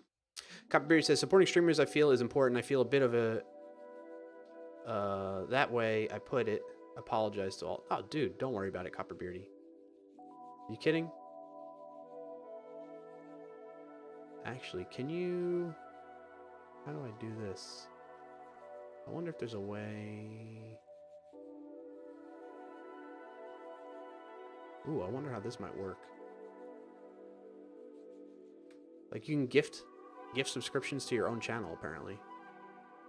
Frightberg says, this is fine. I hope you're alright. It says, nah, I've just had a lot of repair things come up at once. It's been a rough year. Oh, man, yeah. Sorry about that. Home ownership, right? Right? Home ownership. Yeah. Alright, let's get back into this. Let's get into it. Oh, Viable Climber says legit BTC. Okay, cool. It's an interesting idea. Thank you for sharing. Robert Taylor says, you don't own your home. Your home owns you. True. Landon says, so we having another dryer stream Sunday? No, everything's working. We've been doing a ton of laundry now that all the appliances are working. Landon says, dryer stream every Sunday? I don't know. That means that my dryer's broken every Sunday then, right? Rambling Geek says, which in turn the bank owns. That's true. The bank owns the house. Corbob says, Robert Tables is the reason I don't go on my roof. Kappa. All right, let's add this note command. So we have the chat listener, which is the thing that's going to capture when people send messages in chat, right? And right now, we have it listening to say, hey, if message starts with the command prefix, mark. So it's limited to just that. What I want to do is I want to also add note. Okay? That's kind of what we're setting out to do here. And so if it does that, we're going to say that. If message dot starts with note prefix, I think we're going to call it that. Whoa, my lights just flickered. Stream still up? This is where you're all going to be like, you still haven't gotten a UPS, a universal or uninterrupted power supply?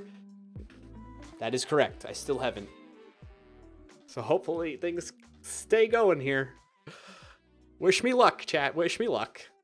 Still streaming on your TV, Frapper? Okay, cool. It's a pretty bad storm out there. Ignore says, I feel bad for the chat listener. Has to always go over what I type. Sometimes I have no idea what I meant. Wait, what happened? No, you're good, Yagnaro.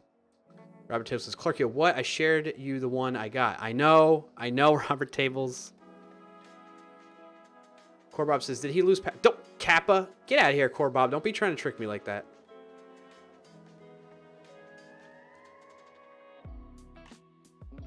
Oh, and not starts with note prefix. The function is that. It starts with this, and we're going to say note command prefix.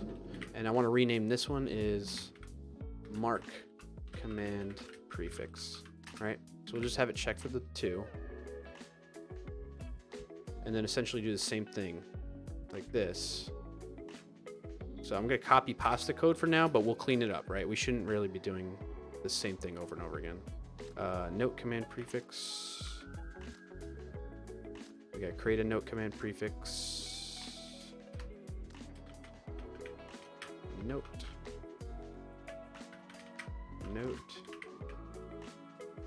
And here's the other thing that's bad. We're hard coding this. We shouldn't hard code this. We should make it an environment variable. So I do know that that would be the better way. If you're like, oh, this is icky, I'm with you. It is icky. We're just getting her done. In this case, we're going to say note. But then this thing, files, does not know how to handle writing note data. So we'll get there. So here's a timestamp data. Data add timestamp. No, we got to do this too, actually. Whoa, did you hear that? We want this to say data add note. We want the timestamp still, because it's going to add a timestamp. We need to do both, right? Because remember, somebody mentioned last stream that the note should add a timestamp mark and add a note, right? So we do want to add timestamp, sorry. Add timestamp.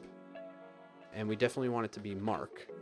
But then we also want to say const note data equals data.add note, and then pass in some note data, and then files.write data, type note, comma, note data.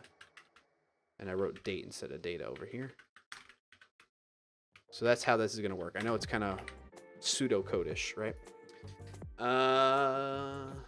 Ramley Geek says, I don't have a UPS at home. Not really a thing in the UK. Even though it rains a lot there, right? Landon says, chair lost power / free will due to Clark Young. Robert Tables, thanks. Sometimes you just can't help people who don't want to help themselves, Kappa. I know, Robert Tables, I know. Dude, it's a pretty expensive thing to buy, you know? So there's that. Keep that in mind as to what might have, you know, caused me to hold off on that.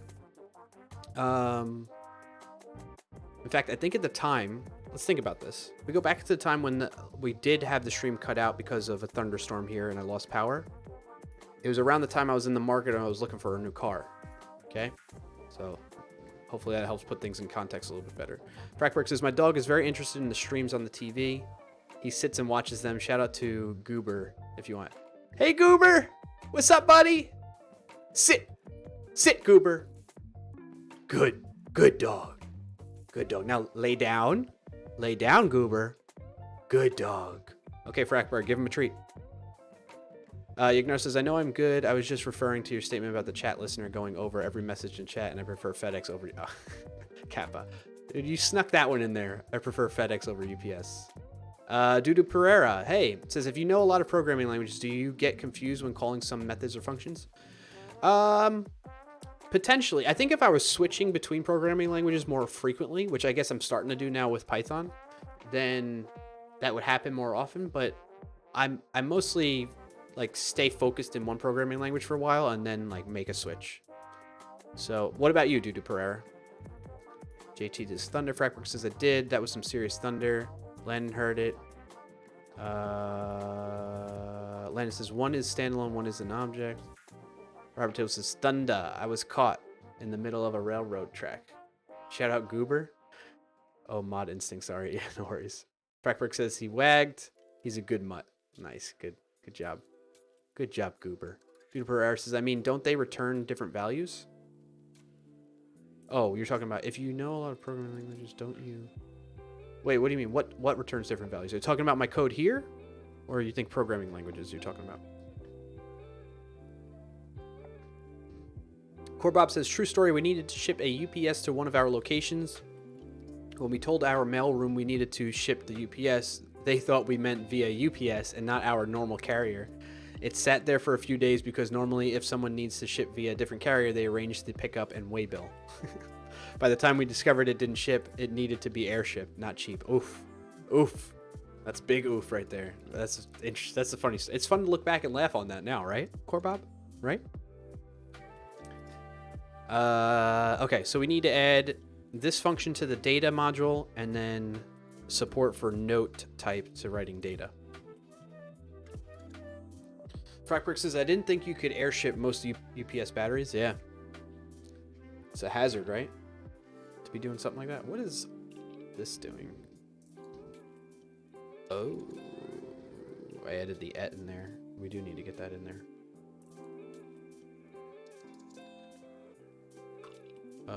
And at for offline script. Keep that, and I want to push that up actually too. That was something I did off stream.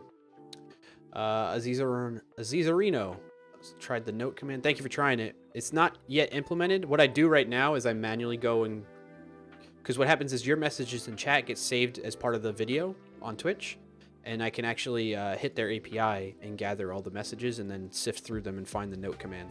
So that still helps. So thank you for trying.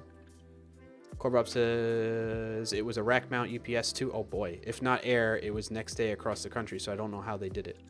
Yeah, that's interesting.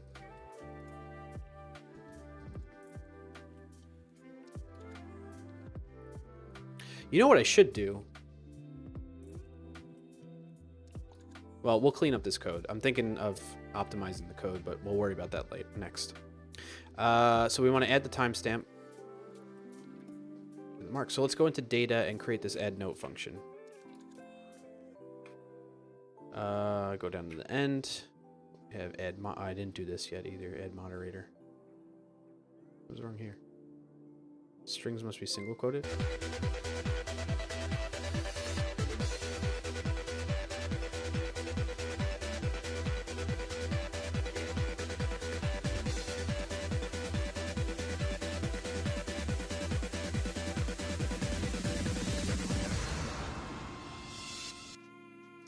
Thank you, Ed, for the raid.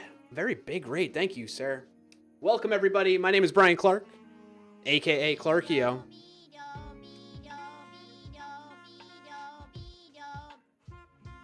Thank you for that bulb cop mode, Landon.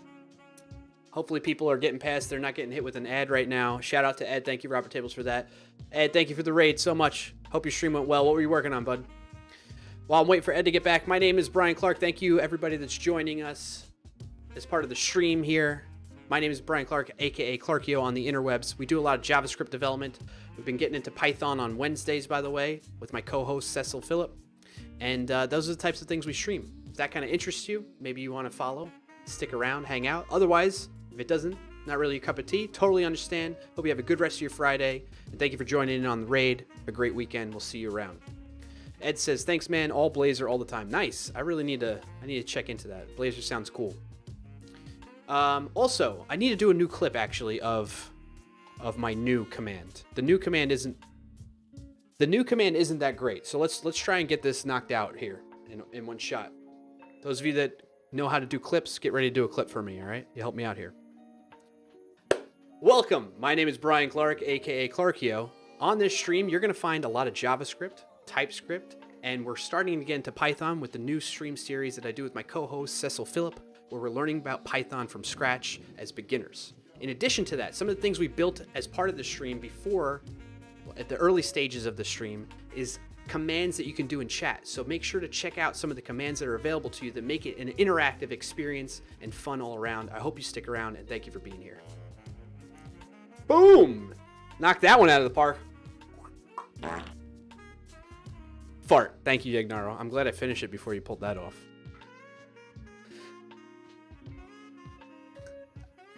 All right, so hopefully we get a good clip out of that, and I can use that as the new one, as the new clip. So normally you can type in the new command, and it shows you a clip there, but that was from when I was working on the VS Code extension. I realized just the other day, and I'm like, that's not really relevant anymore, or as relevant as what we've been doing. It's better to do a new clip. So there we go. Yagnaro said, I was waiting for you to finish. All right, thank you, Yagnaro. Appreciate it. And you also said, cup of tea, psh, can of energy drink. Ed says, epic show today. 3 raids, just passing along the love. Oh, that's awesome. Congrats on that. And thank you for passing along the love. Appreciate it. See, the developer community here on Twitch is amazing. It really is. All right, so we were looking into this little bug here. Or not bug, but the linter telling me that there's a problem. So just quick fix it. Fix that. Fix that, would ya? Add timestamp. So we want to add... We want to do an add note. So function add note, and just like this function, we're taking the comment and username, comment username, right? And then we also want to make this available as part of the API of this. Add note, comma.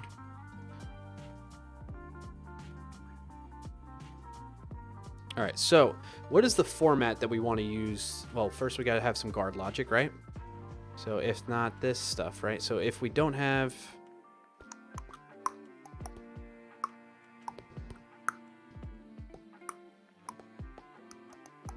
This is just a warning. Sorry, I was just kind of getting reacquainted with my code that I haven't looked at in a while.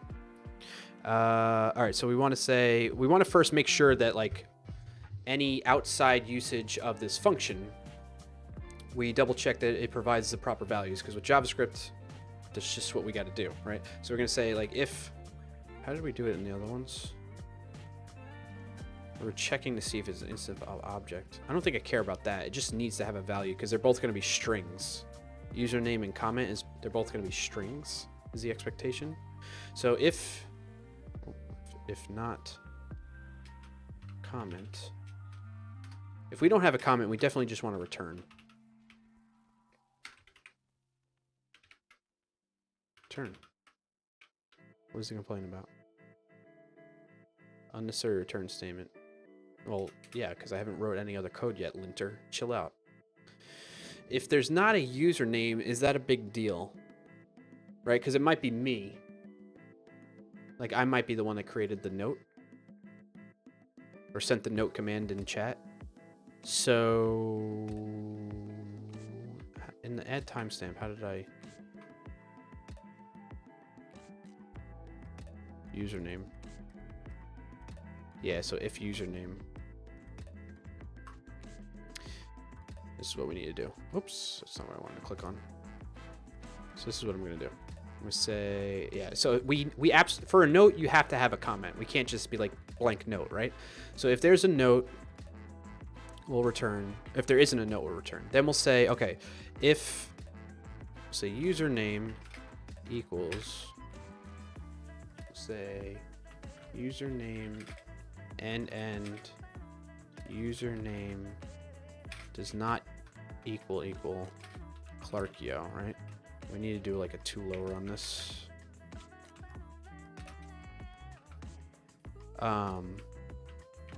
Then, so question, we're doing a ternary here, so right? So then the value of username is just username. Otherwise, we just want it to be an empty string, right? Because like if it's a note that's made by me, I don't want to do anything with it. What's the problem here? Oh, I gotta say, what's the problem? Assignment to function parameter username. Does anybody, like, look at this message. No param reassign. Oh. Let's call this const username display for the data, right? That way we're not modifying the username. Thank you for the clip, Rambling Geek. I really appreciate that. Boki says, sup, man? How are you? Hey, what's up, Boki? Good to see you. How are you? Thank you for being here. I'm doing well. Thank you for asking, by the way. All right, so we got the username to display. So let's think about the... Oh, I thought somebody was calling out for me here in the house. What is the format I want to use? Well, if we look at the notes that we have in here... By the way, we did our stretch. We did this. We didn't do that. We did that. We did a lot today. We had a bower appearance and we had a chair appearance. Look at that. In here, things we learned. It's probably best to look at like a past stream, actually. This, like, here.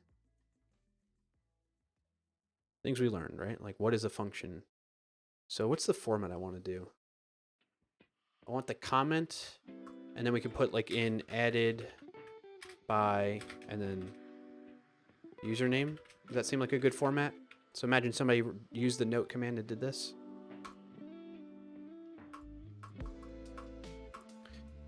Let's copy this. Undo those changes. 724. Undo. Okay. And go back into. Oh, close this other instance of VS Code. Go back into here and put this as a comment so we can like follow along. All right. So let data equal to backticks. And then we can do space, hyphen space, and then comment, and space, and then added by at, and then we're gonna link actually. I like it, like linking to people's accounts, and that. Is that too many parentheses there? Yeah, I don't need another parentheses there. Added by that. And then we're gonna say $sign. Oh, actually, we need a little. Maybe I don't do this user display name.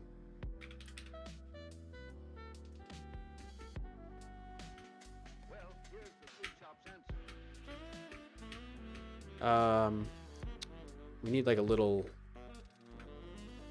Basically, we don't want this section in here if I created the comment.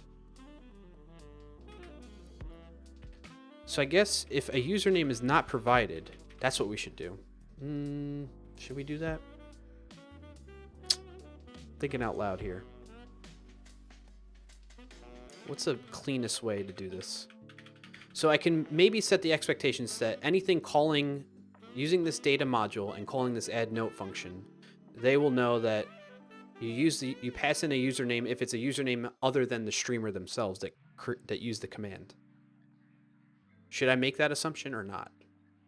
And is that something that this data module should worry about or focus on? Right? Because, yeah, you know what? I don't like this. I'm hard coding it right here. That's not good, because then I'm not making this as reusable for other people that might want to use this. I think I'm doing it somewhere else too, right? Where was I doing that? Well, here, no, I wasn't doing anything about Clarkia, was I?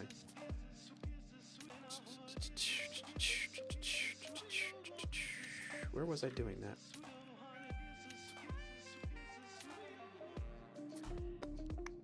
Wasn't I doing something that checked to see if it was me that added it and then taking it out? Rambling Geek, see you all soon. Have a good stream. All right, thank you, Rambling Geek. Appreciate you being here. If I don't see you, have a good weekend.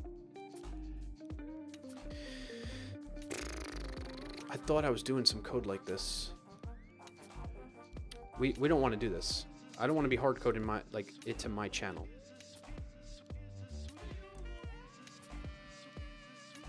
So basically what I want to do here is I want to say like if username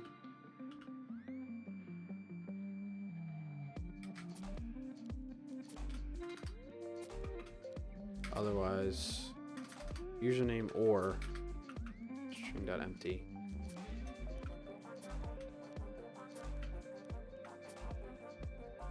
No.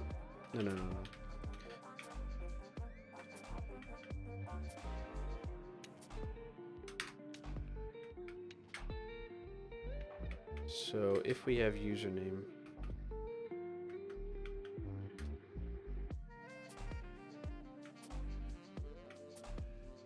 otherwise string.empty, but then if username is string.empty, this will just be the same thing.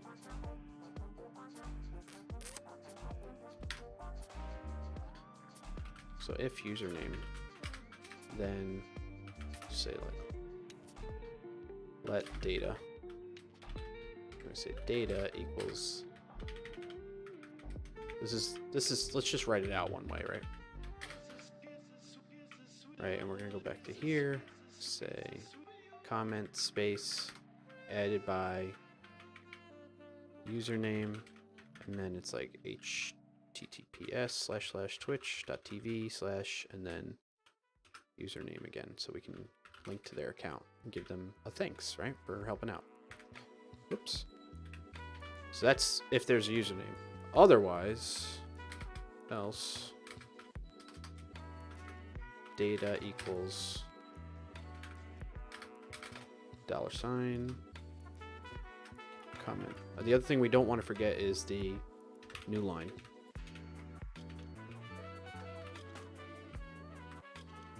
It's a little wonky that the word wrap is doing it that way. There we go.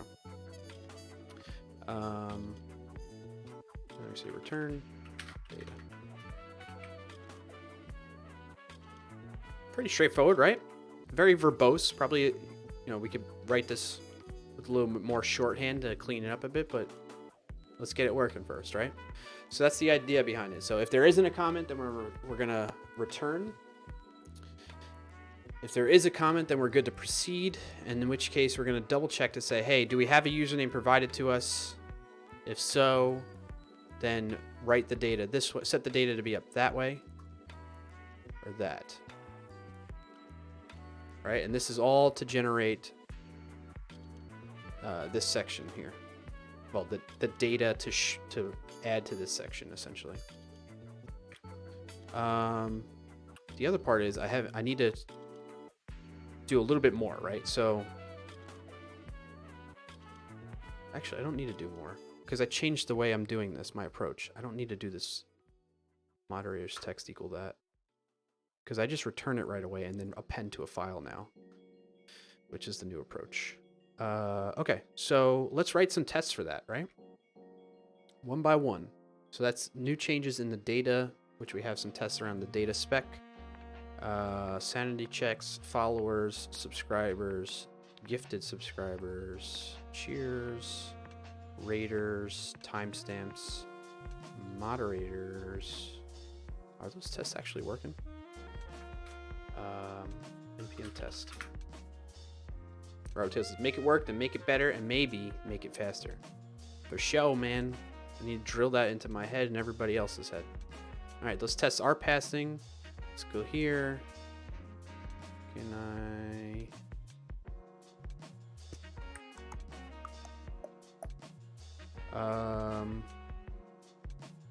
copy path. If I go into my browser and open that path, we can see the actual coverage, see data, and we see that our function here is not covered. It is covering moderators. Control find moderators. Add moderator. Interesting. Okay. Oh, right. The bot is bugged to where it's not actually getting the moderator lists. Anyway, that's another thing that we worked on past stream that I still need to address. All right.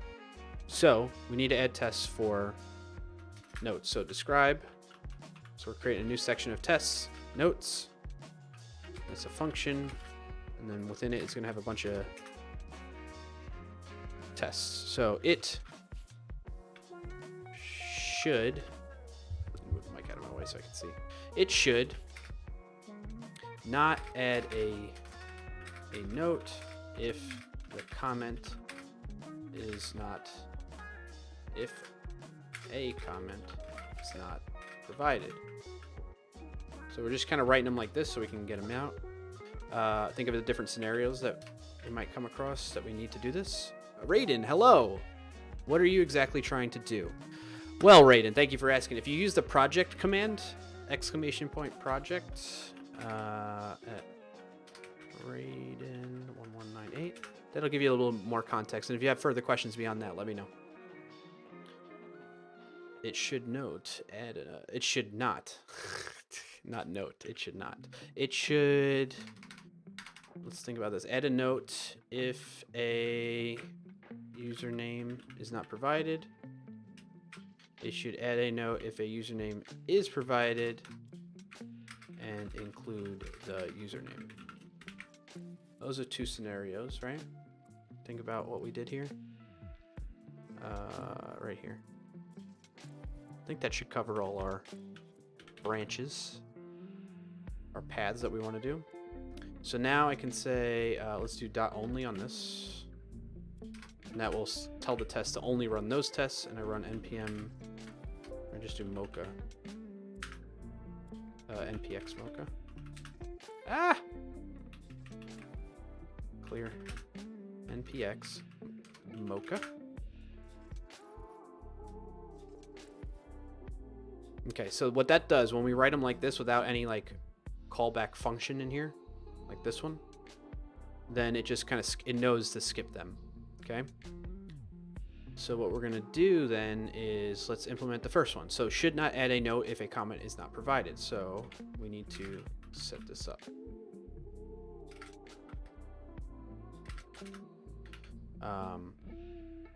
We need to say data.add note. So we call it, and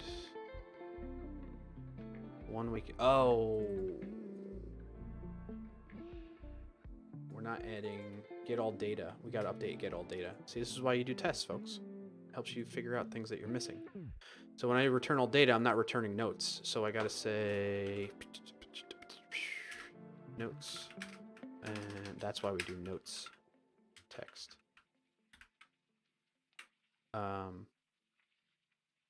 And at the top, we set up the notes text. Let notes text equal. So do that. And no, not a const. Let.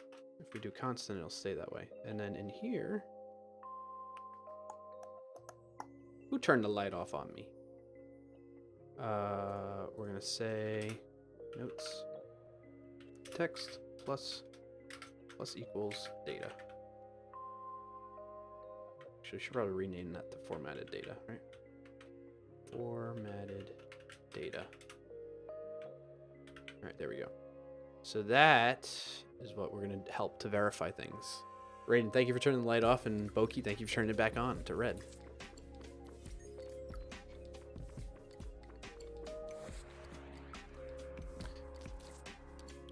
Boki, I still see your message. Where is the onesie? I saw it on Instagram. It's in my closet somewhere.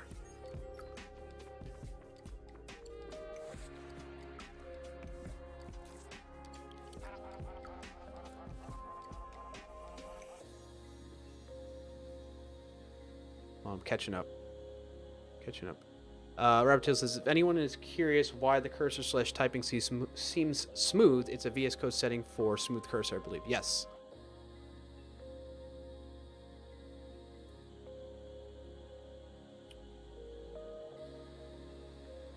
What did I miss here? Loki says you should remove the green bulb option. Why? I think it's fine. Hey, what's up, Crimson Rave? Thank you for being here.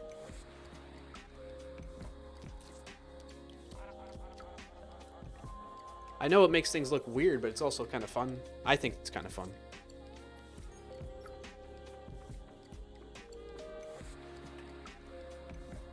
Because you look like Terminator, haha. Right, that's fun, right? You don't think that's fun? You're saying for my own sake, to make sure I don't look silly?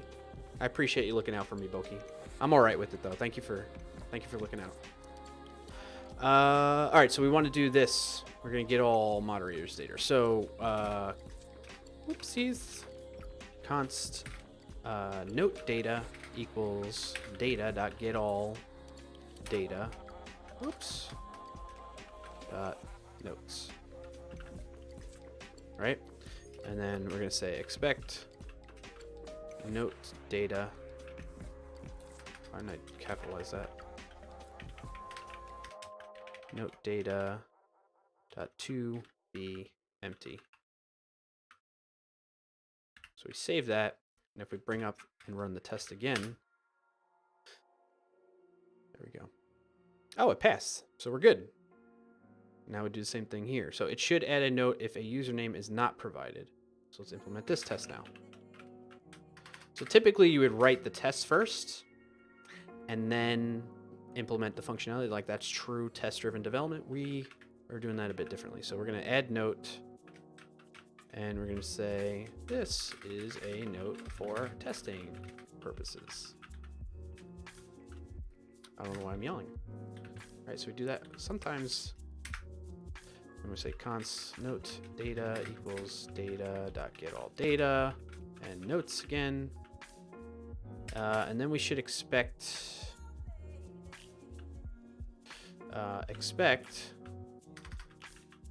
note data dot to be equal to the following. And we're going to see this. And actually, here's one way to make this a little bit easier. Let note equal, this should be just const actually. Const note equals this string of text. And we'll just pass in the note. And then now we could say equal to this and then $note. All right. So let's run this now. We should get 2 testing passes. Ah, this note is, oh, I forgot the \n. That was the difference. So you can see right there. That's something that I've caught myself on with these tests before, actually, and that's the only reason why I spotted it so quickly. The first time it happened, it took me a while to realize.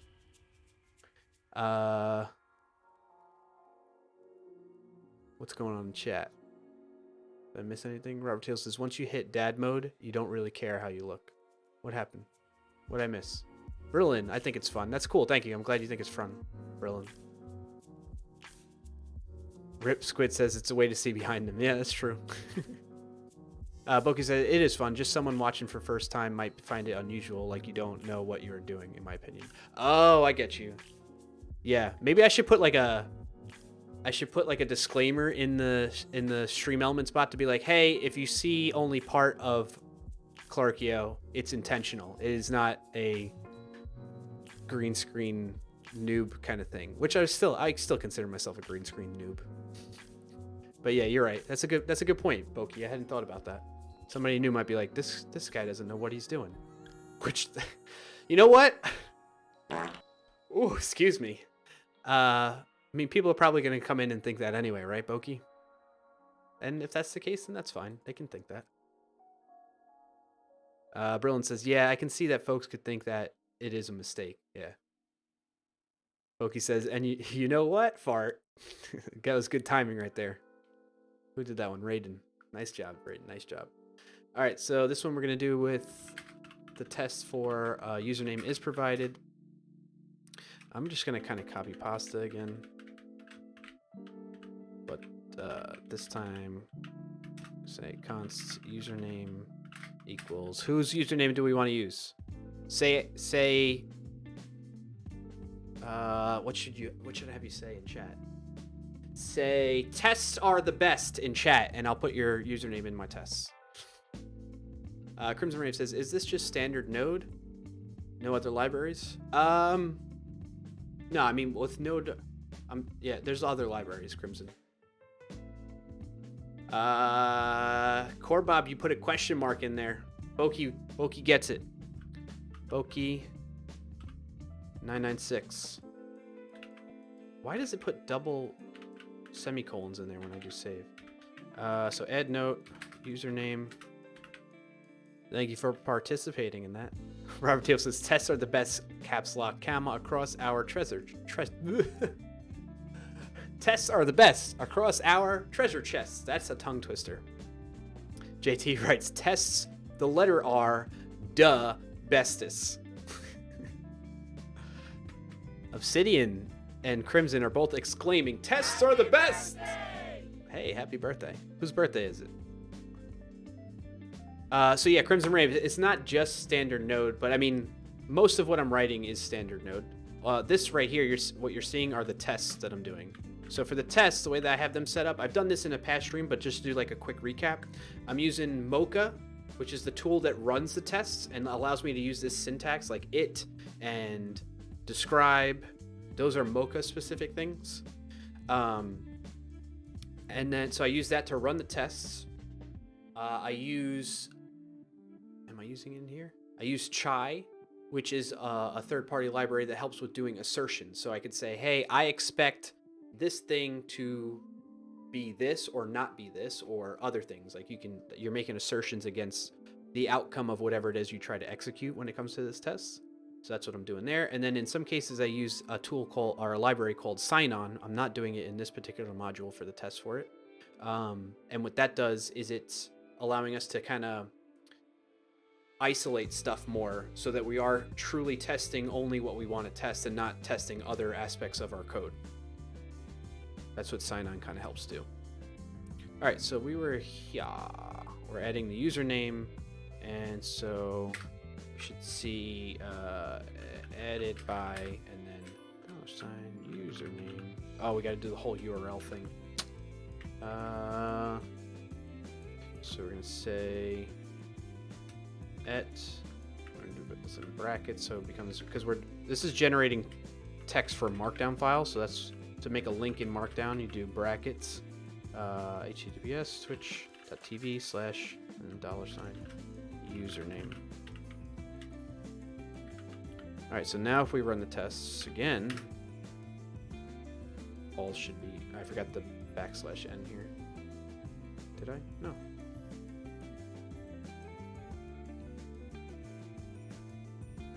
Oh, it's supposed to be an extra parentheses.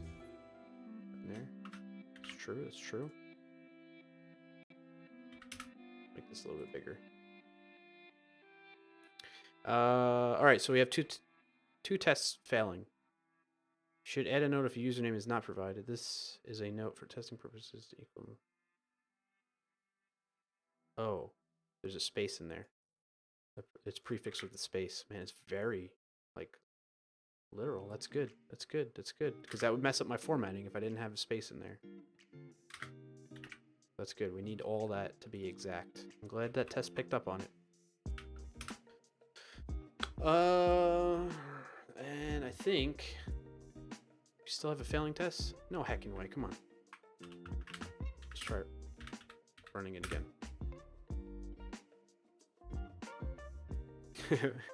Boki says I'm failing in all dimensions. Feels bad, man. Should add a note if a username is provided and include the username.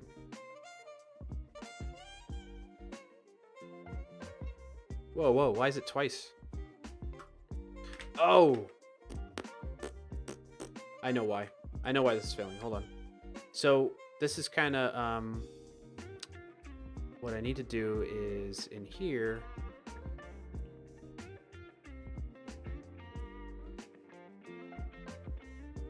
because these are running within the same scope and context, all right? One right after another. So like it's going to run this test first, then it's going to run this test, right? And so think about when this test runs. Oh my god, who the hell cares? Michael Jolly, welcome back. When this test runs, the data module is holding in memory the note that we just added here. So when we run that test again and we add another note to it, we're saying we expect note data to equal just this, but we're forgetting that it had this note data from the previous test. So what we need to do is like after each test, clean up the note data. So what I can do is with Mocha, one way of approaching this, I could say after each. I don't know why it does that, the IntelliSense. I say function. This is another Mocha related thing. I can say data.getAllData. And then say notes equals that to reset it. That should do it. Let's see. Did not. Why didn't that work? Hey, thank you for the follow, Brillin150. So while I'm thinking about what that is, let me catch up on chat here. Raiden says these features, changing the bulb color, making sounds from chat are awesome. I'm glad you like it, Raiden. That's cool. Crimson Rave says, how long did it take you to pick up Mocha? Learning test and React now, but wanting to play with Node more. Not well. So it's been a while. Well, I learned about Mocha and Sign-On and Chai. Thank you for the follow, Creative Nobu. I learned about those three things like a few years ago. Back when like we were developing against Node version 0.10.36 to be specific. So that's when I really got acquainted with it. And if I think back correctly, I don't know, probably like a good couple of weeks of like writing tests consistently. And like, because here's the thing, you can, like, well, let me back up. Your first run with Mocha is probably going to be pretty simple and straightforward if you do like some of the examples and stuff that they do. But when you start getting into your real project and you get into situations, the hard part a lot of times is writing your code. It's not so much Mocha as it is getting in the mindset of writing your code to be more testable and isolating things more. Making it more unit testable is what took time to get a better handle on. And then I stopped writing tests a lot, and now recently I'm starting to get back into it. So Toe Frog, 3 months, man. Thank you so much for that continued support. Glad to have you still on the team. So yeah, I'm just getting back into it again. So the initial like ramping up of Mocha, I don't think is too bad, but it's the long-term in a real life project. In a real life project long-term with Mocha and just writing tests in general, it takes quite a while to get your mind in that perspective of making your code more testable. It's a pain. I still struggle with it, to be honest with you, Crimson. So, but it's a learning thing. If we, this can be applied generally speaking to developing altogether, but like as long as we take on the mentality of like we're just going to continuously be learning all the time in this industry, you'll feel fine. Don't worry about it too much, you know? So hopefully that helps. Thank you for your question, Crimson. Boki says, we read that already. Robert James Clarkio, test isolation. That's the issue, I think. Yep. Corbob says, I agree with Peter. Wait, who's Peter? Did I miss Peter?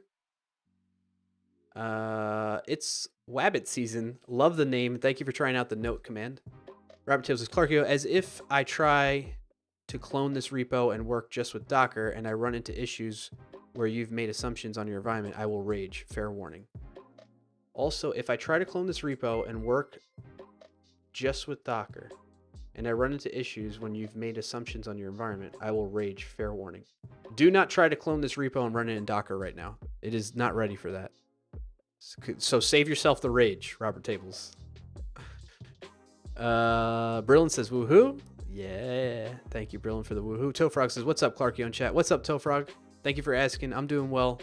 How are you, Tofrog? Boki says, do you use some shell CLI for something other than version control? Do I use some shell CLI for something other than version control? Version control, I do mostly in VS Code directly. Boki.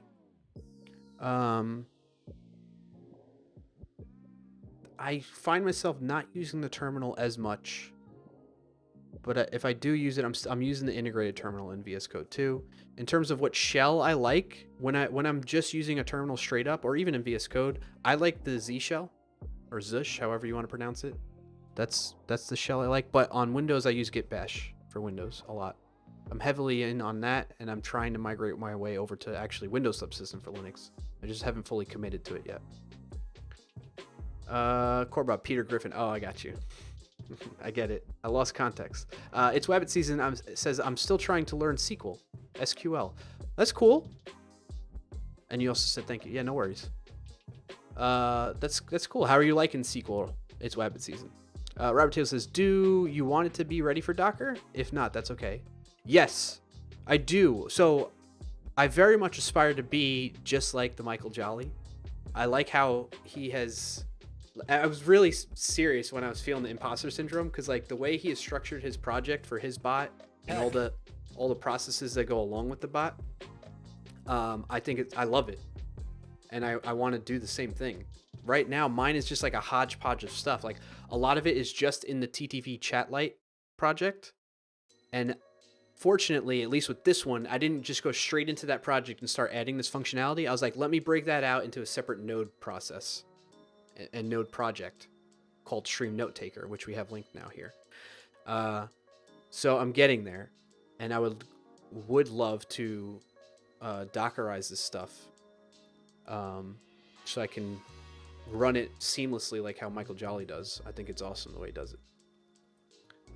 So yes, Robert Tables, I would love to do that if you're interested. Okay, says, I think you're streaming only to have alive rubber ducks because you think out loud while coding. You're spot on, Boki. That's one of the biggest benefits of streaming as a developer, is thinking stuff out loud and having, yeah, exactly, rubber ducking. So if those of you that might not be familiar with this, maybe you're new to developing in general, you're new to the industry, what Boki is talking about when they say rubber duck or rubber ducking. Thank you for the follow. It's Wabbit season. Appreciate it. So what Boki is referring to is this technique that developers will use. A lot of times we work in isolation when we're developing and writing code, and someone came up with calling it rubber ducking because they suggest that you actually get a rubber duck and sit it on your desk and start talking to that rubber duck. Because what happens is if you're just sitting in isolation and only keeping your thoughts in your head, you're thinking about it one way, but when you start to say something out loud, this has happened to me probably hundreds of times through the course of my career, and I imagine many other developers that are listening in right now or maybe watching this later, same thing. You get stuck on something, and once you start talking about the thing you're stuck on, the problem you're having with another developer or just anybody that's willing to listen, all of a sudden it comes to you, you're like, oh shoot, that's exactly what the problem is. I know now. It's because you got the thoughts out of your head and you started thinking about it differently as you're explaining it to somebody else. So that's what rubber ducking is kind of about. And so, as Boki's mentioning, streaming yourself coding on Twitch is kind of using that technique in a way. It's one of the benefits, in my opinion. So yeah, cool. Boki says, Mark, TED Talk rubber duck. Thank you for that. Tofrog says it's what I miss. Robert says, got you, fam. It's web season. I like it. It's pretty basic. This is for SQL. It seems pretty basic, but I just need to sink my teeth into it with a project or something. I just want to be able to do more with it. Right now, I'm going between Code Academy and Data Camp. Oh, cool. I've heard of Code Academy, but I've not heard of Data Camp, so thank you for sharing that. It's Wabbit Season also says, I want to learn R for data analytics. Cool. I've heard of R. But yeah, Data Camp. Nice. I'll have to check that out sometime. Well, good. I'm glad to hear you're having a enjoyable time learning about SQL. It's been a while since I've done any SQL, so I don't know to be able to help much, but there might be people here.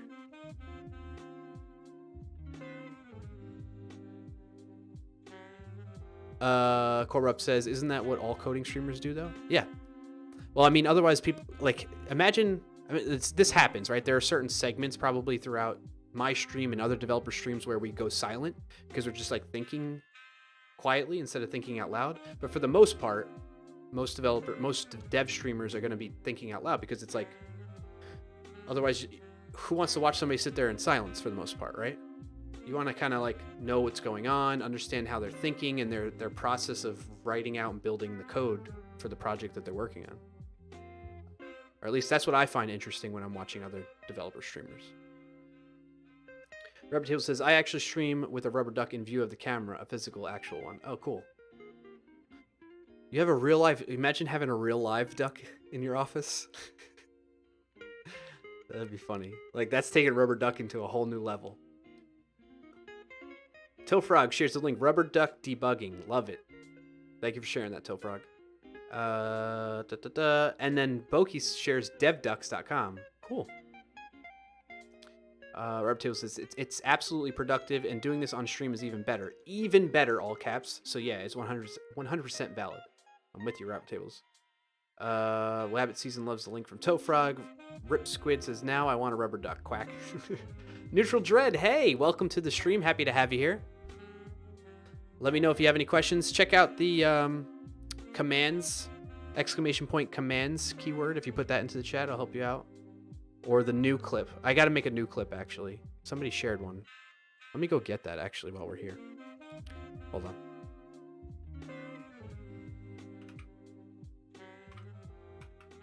I'm not in it there.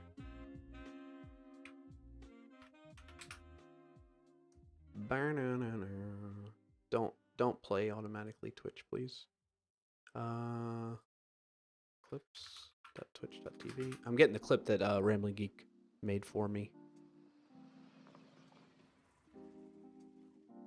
New viewer. Here we go. Welcome. My name is Brian. Welcome. My name is Brian Clark, and I'm a knucklehead. Actually, let's update stream elements on the fly here at the bot to include that link for new instead now. Hold on a second. Hold on. Sorry, folks. Don't mean to do this live on stream, but we're getting some new people in here, and I want them to be able to use this command to get an idea of what to expect with the stream.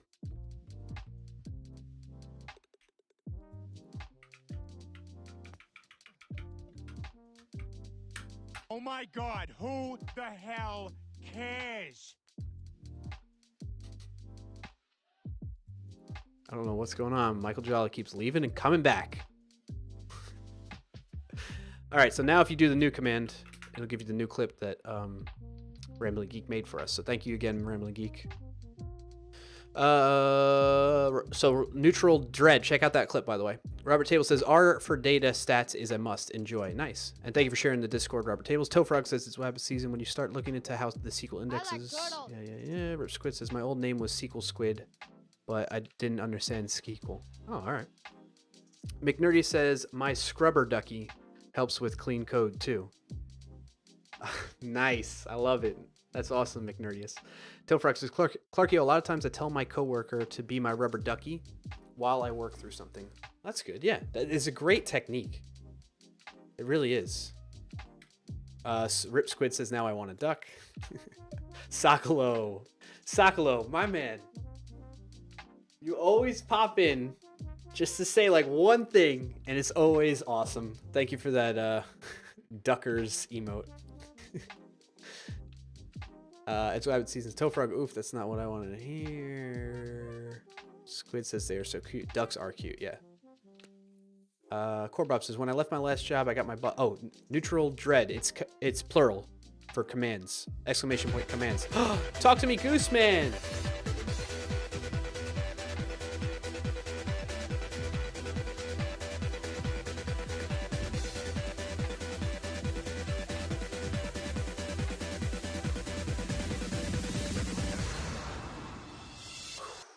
Thank you, Goose.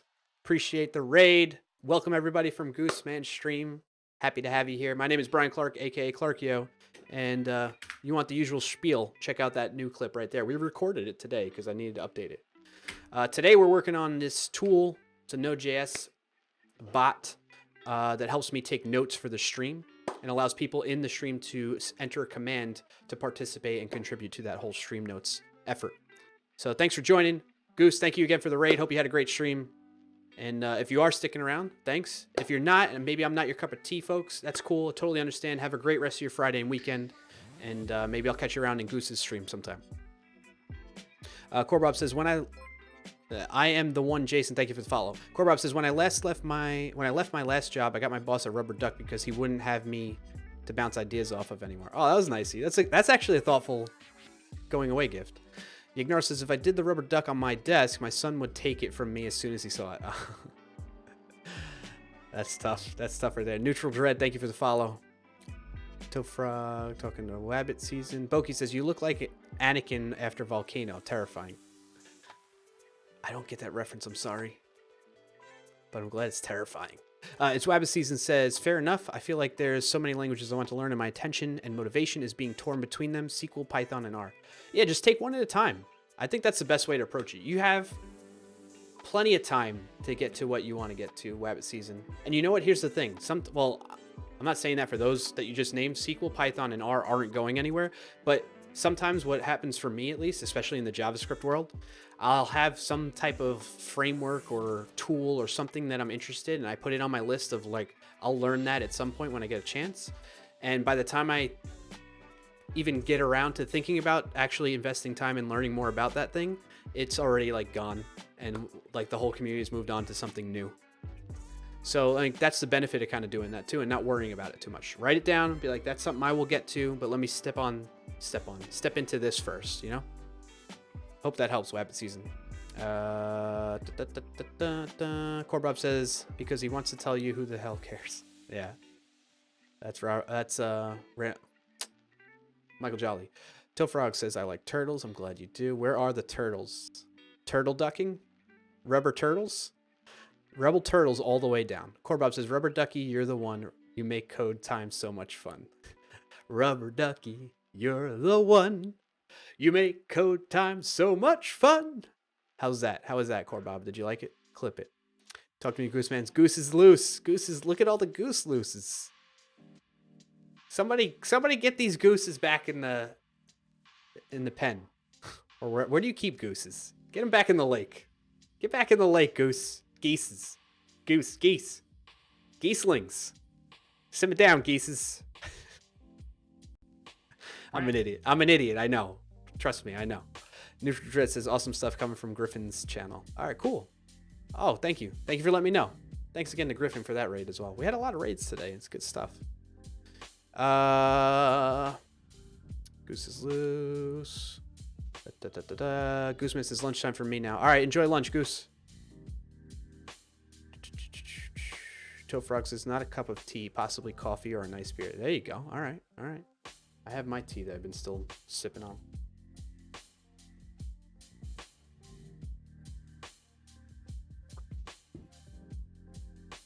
Wabbit Season. Robert says, thank God we didn't have to deal with too much trolling. It's a matter of time now. Yep. It's true, Robert Tables. So true. Rip Squid says, clip it.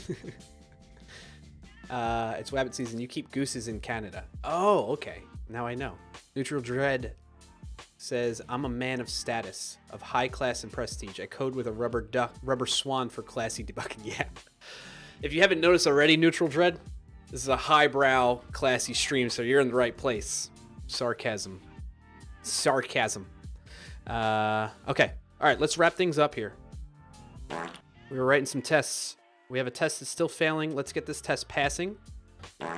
And then I think we'll be on our merry way here.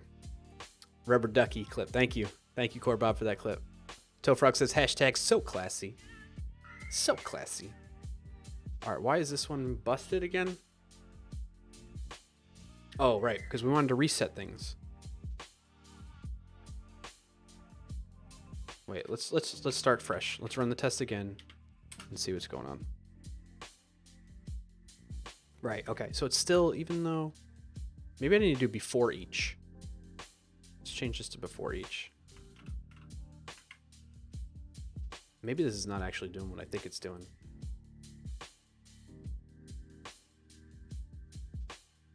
Yeah. This isn't actually going to reset it. How can I isolate the tests more? I need to create a sandbox with sign on. I'm pretty sure. Did I do that in here? Not in events. We need to look at the tests.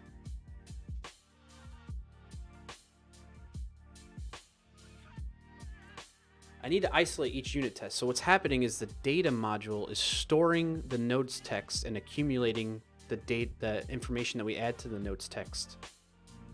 I mean, the quick and dirty way of getting this to pass is to be like, yeah, I expect the note data to be equal to this and what we did in the last test, but you want to isolate things, you know? So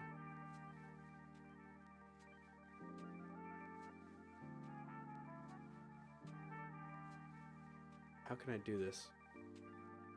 There's no other way to modify the notes data unless I reset data. Oh, no, I know what I can do. So before each data equals require, I could like redo the required data. If I do that, it'll give us a fresh module maybe. And we'll change this to a let. Is that right? Does that smell? Is that a code smell right there?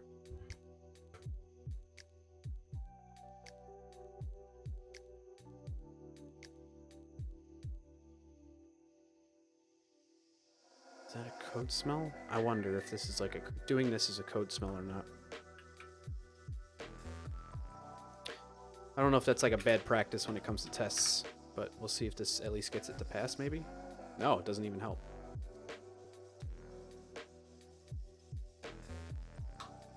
How do I get this to work?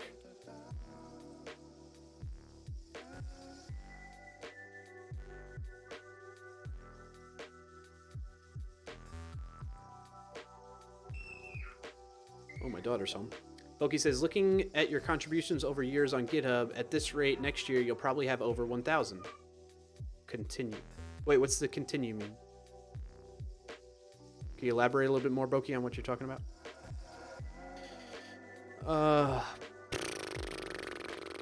Come on, let's figure this out. Let's figure this out, stream. Is she trying to get in here? She might be trying to get in here. Maybe she'll bring me a beer on stream again. Actually, I have to go to a call at 4, so make sure hard stop when you do that, folks. Keep me honest here. I think it's at 4, right? I'm double checking my work calendar. It's formatting, you think, Robert Tables? Yeah, I want to go by 4 to get on this call. All right, so keep me honest, stream, chat. Robert Tables says contributions on GitHub don't mean anything. Oh yeah. And then you're saying it's for Creative says you got 20 minutes. Thank you, Creative. See, this test, it should only include, here's the thing. So it's saying expected versus actual. Actual is this, and seeing that this is a note for testing purposes. Maybe I should change the data I'm using too, actually.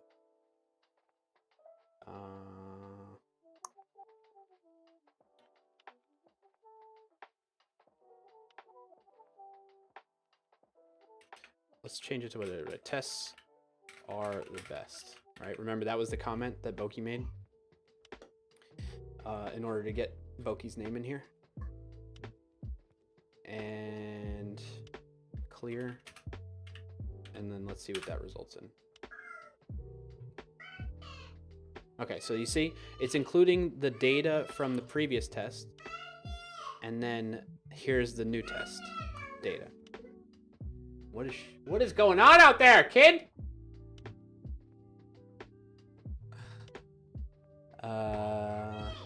Robert Teal says, oh, now she heard me, so now she wants to come in here. I'm almost done. Robert Teal says, this test seems like a red herring. It's going to be a fragile test. I do want to, I guess, you know what I should do? Is I should just verify that the... She needs to see you because now she knows you're in here. All right, hold on. Just say hi. BRB. Whitney.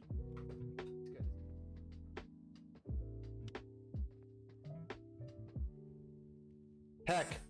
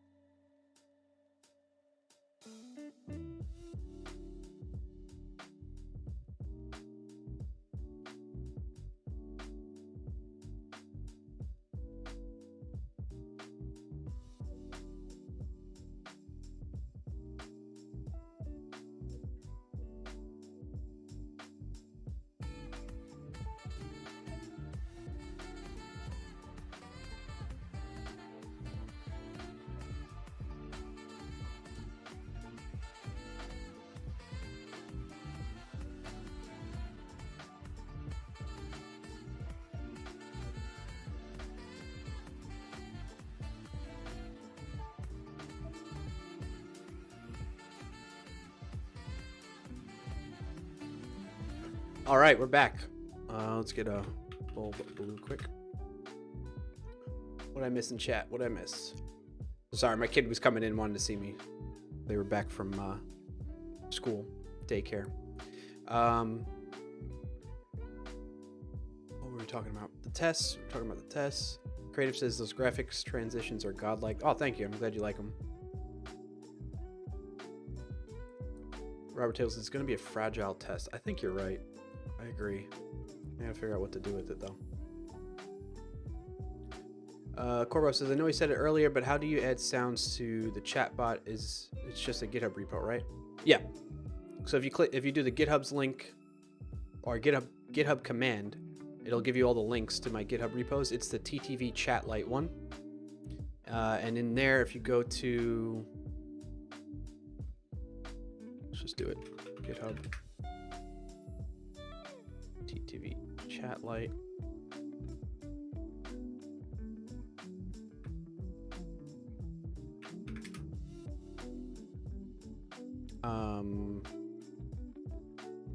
Oh, that's cool. Oh, right. I have access to GitHub package repository. Or registry.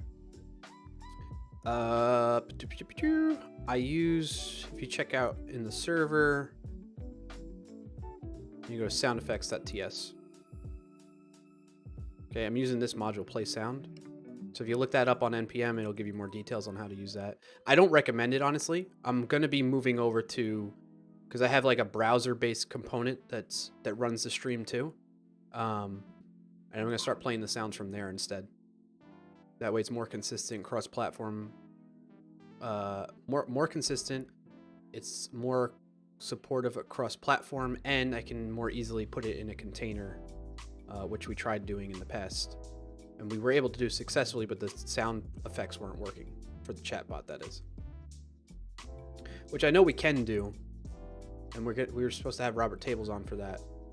But I just think, like, we've run into so many problems with playing the sounds from Node.js itself on the server side of things that I don't know. It's hacky. It feels so hacky.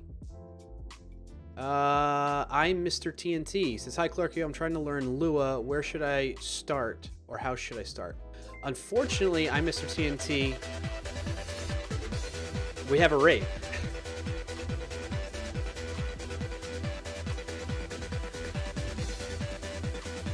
Dad moves.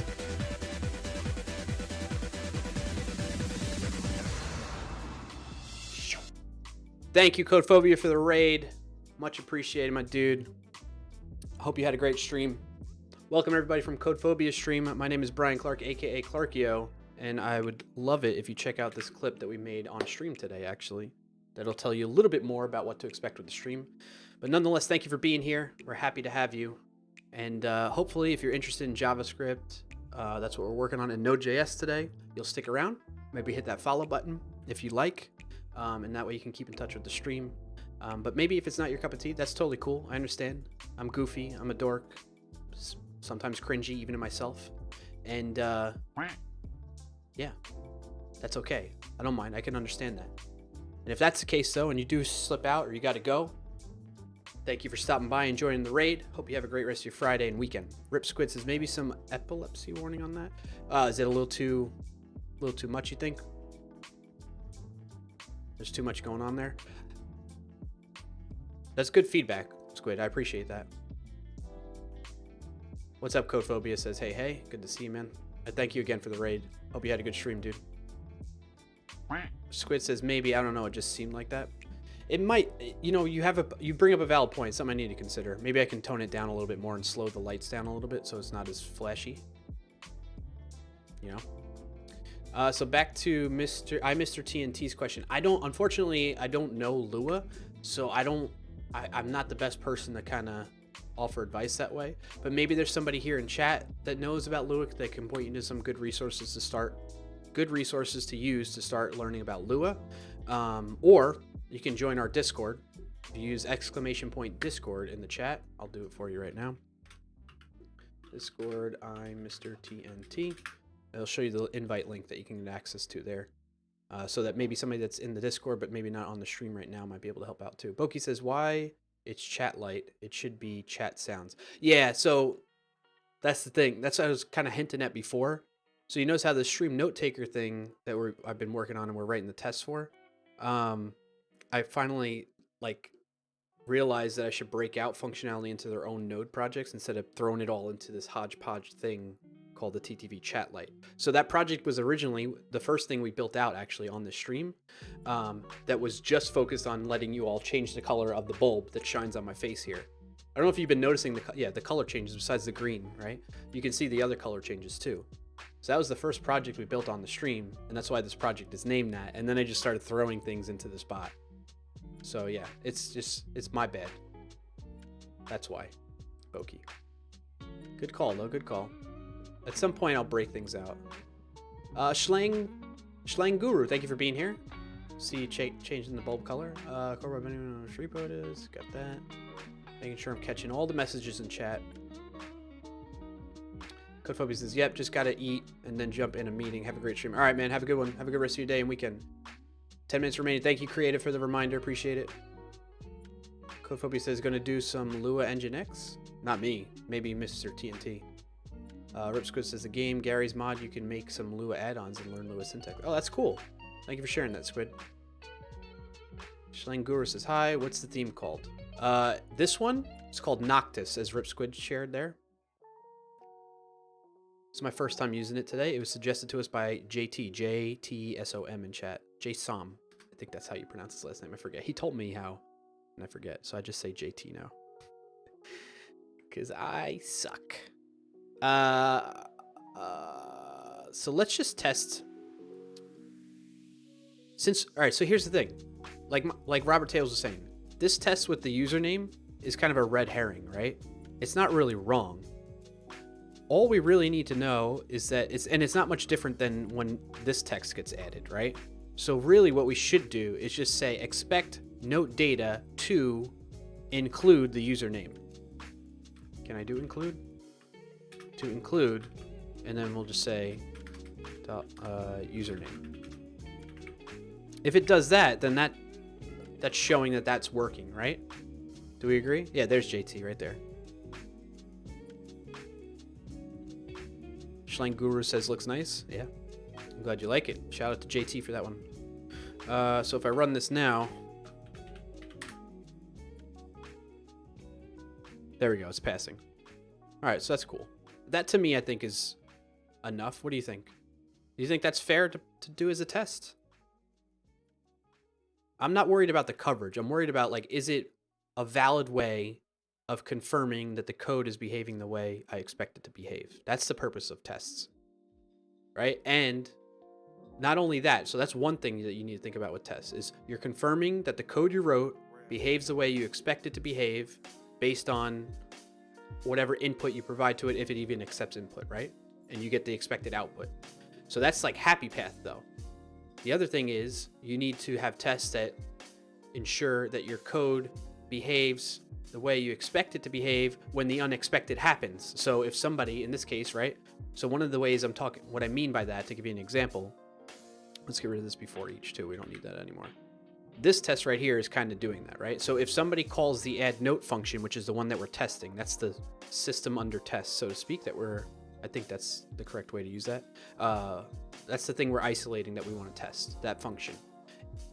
We have to have something added as in terms of the note that gets passed in, because why else would you want to add a note to the data?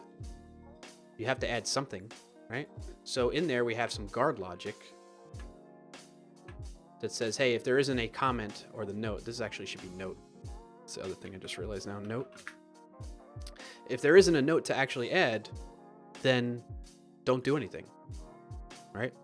That's the expectation. So that's one of those unexpected, but you're expecting the unexpected almost. Like, you know what to do with that. But there's still other cases where you can only think so far with that. That's what I'm getting at. Robert Tables, system under test or subject under test are both valid terms, Clark. Yeah, thank you, Robert Tables. Focus says, I don't know that to do. I wake up early and code in silence while everyone is sleeping, but also I like it during the night. Maybe having like 4 to 5 hour sessions, or just waking at 2 or 3 a.m. What's in that? Oh, JT says almost time to go home, however. Yeah. Rip Squid says, how do you bash in VS Code? Good question. If you bring up the command palette, Control-Shift-P or Command-Shift-P if you're on a Mac, and you type in default shell, terminal select default shell, hit enter, and you choose which one. And it'll show you based on the ones that it found installed on your system. Good, Alex. Thank you for the follow. Welcome. All right, so are we in agreement? We think that's a valid test. So now if I get rid of the only, and I do this, and then I run npx mocha, let that do its thing. It finished. 54 passing. Actually, I need to do the coverage report, so I'm just going to do the full test suite, npm tests, which will run the tests and generate the coverage report. using another tool. That tool is called NYC, formerly known as Istanbul. And so now if we come back here, and where is it? So notice how this is what it looked like before when we first generated this coverage report when we ran the tests, and it identified that this code was not covered.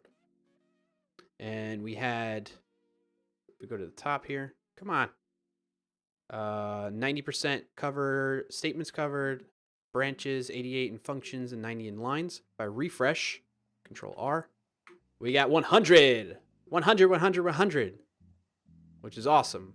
But don't take that as like, oh, this code is perfect. It is far from it. Just because somebody achieves 90% to 100% code coverage in their tests doesn't mean it's going to prevent everything and save you from all kinds of bugs and issues. But the good thing is we have a higher level of confidence that the code is going to work the way we expect it now, at least. All right, so that concludes that part that we wanted to add where people can do the note. So if we get back into the actual code that's implementing this, we call add note. That's the data. The chat listener is the thing that's listening for chat messages from you all. And if the note command prefix is used, then it's going to go ahead and add a timestamp using that, write it to the data, and note data. The last part of this, which we're not going to be able to get to today, but maybe we'll do that next time. Let's put that in the next stream. Next steps. Finish implementing the note command by writing out code for writing the note data that we are now capturing. Also add the tests for it. So that's what we'll do next Friday, probably. Okay. Things we learned, we'll get all that later. We did a little bit of this, so I'll count that out. As we start wrapping up here, I hope you stick around. Please don't go anywhere yet. We still have plenty to talk about and a little thing called raiding to do. If you have somebody that you'd like to suggest we go raid, you notice we had a few people come in here and raid us. We need to keep that love going, keep that raid train going, and show some support and love to another developer streamer here on Twitch. And so if you have a suggestion on who we go raid, please feel free to start looking that up and let me know in chat while I am wrapping things up. So let's make sure we commit those changes too, actually, before we go. This is not implemented yet, so it will just skip it. So this code is already set up to where it'll be fine. And it'll be like, hey, I don't know that case of note, so I'll just say unsupported event type. Everything will work fine. It won't break my actual app. So I can check this stuff in, what I do here. That's fine. This is all fine. We tested it. Okay, so we're going to add this to our stage changes, that to our stage changes, and that. What do I do in settings here? Oh, I don't care about that. I should just undo it. And say begin implementation for note command. All right, so that's my commit message. And then I can push that. Push to production on Friday. Why not? Close all this out. All right, so that's in there. Let's do a quick recap of what we learned. Or what we did. We talked about so much stuff today. Let me get a bulb blue too. Napcat says raid InstaFluff. Okay. I have nothing against InstaFluff. Bulb blue. Thank you for the bulb blue, Boki. I love InstaFluff. I actually got to meet him in person, which was awesome. We just raided him on Wednesday. I'm okay with raiding him again. But I like to spread the love out and raid many different dev streamers, you know, and then go back to people from time to time. So that's fun. So just a heads up on that. If there is another suggestion other than InstaFluff, then we'll go with that. Otherwise, we'll go with InstaFluff. Thank you for the suggestion, though. Napcats. Ninja? No, we can't raid Ninja. So we did talk about that earlier. We talked about Mixer and Twitch and just live streaming. We had a little TED talk there, right? But in terms of like what we learned coding wise, we just talked about testing, unit testing, how to help write our code in a way that makes it more unit testable, to isolate the code and get our tests to focus in on their true purpose, which is confirming the behavior that we're expecting to happen and trying our best to set ourselves up to handle the unexpected as well, right? So that's kind of what happened. That was the gist of at least the coding part of it. We did talk about VS Code features that are planned to be coming out in the next release. It's going to be a little bit on the lighter side. It's mostly focused towards engineering type stuff is going to be best suited for extension developers for Visual Studio Code. But that's not to say there aren't some cool stuff coming out, like the mini map updates that they've done. And that led to that whole conversation with SMAP UK, who was saying they use minimap, but only in certain situations, like when a file is over a certain amount. It's a big file versus a small file that they're currently looking at, which led to the idea of like, hey, let's build this extension, which I think we wrote that down, right? Idea sparked, but yep, we did write that down. This extension that would say, hey, if the file is over X amount of lines of code, we'll make that configurable, obviously, then show the minimap, otherwise hide the minimap, right? That'd be an interesting little extension. That should be something that we could maybe put in to suggest as a built-in functionality. So yeah, I think that about wraps up what we did and talked about and covered for today's session. Thank you all so much for joining me. We are gonna again stick around for the raid, even just for like 2 more minutes, and we'll go raid a fellow dev streamer here on Twitch and show them some love. I do, as I keep mentioning, greatly appreciate. What is InstaFluff doing? I kind of want to just go raid InstaFluff right now. Let's just do that. I'm sorry. He's got like face cam on or something. We're gonna go raid InstaFluff. He's got this. You'll see. Hopefully he's still doing it when we go in for the raid. All right, we'll raid InstaFluff. Go give him this. Like, he's what I consider like the Mr. Rogers of dev streaming on Twitch. I think you'll enjoy him. And he does a lot of JavaScript related stuff too. All right, so that said, thank you all so much for joining me today. As a heads up, schedule is normal next week. We have Monday night game night around about 8:30 p.m. Eastern time. Depends on when the kiddo goes to bed. That's when we start doing the game stream. Next Wednesday, we're going to continue the Learning Python from Scratch series. That's 11 a.m. Eastern time next Wednesday. And then we'll be back here again on Friday at 12:30 p.m. Eastern time to do more JavaScript and work on this Note Taker tool. If any of that stuff interests you, that's awesome. Hope to see you there. Hit that follow button so you can know when that happens, or join our Discord. If you prefer not to do any of those and maybe you just want to keep in touch on separate channels, maybe you prefer other social media, here's some links to get in touch with me on Twitter, Instagram, and things of like that nature. So yeah, there we go. Thanks again. I'm going to roll the end credits. Your name might pop up on there as a special thank you again for your continued support throughout for the stream. And then we're going to go raid InstaFluff.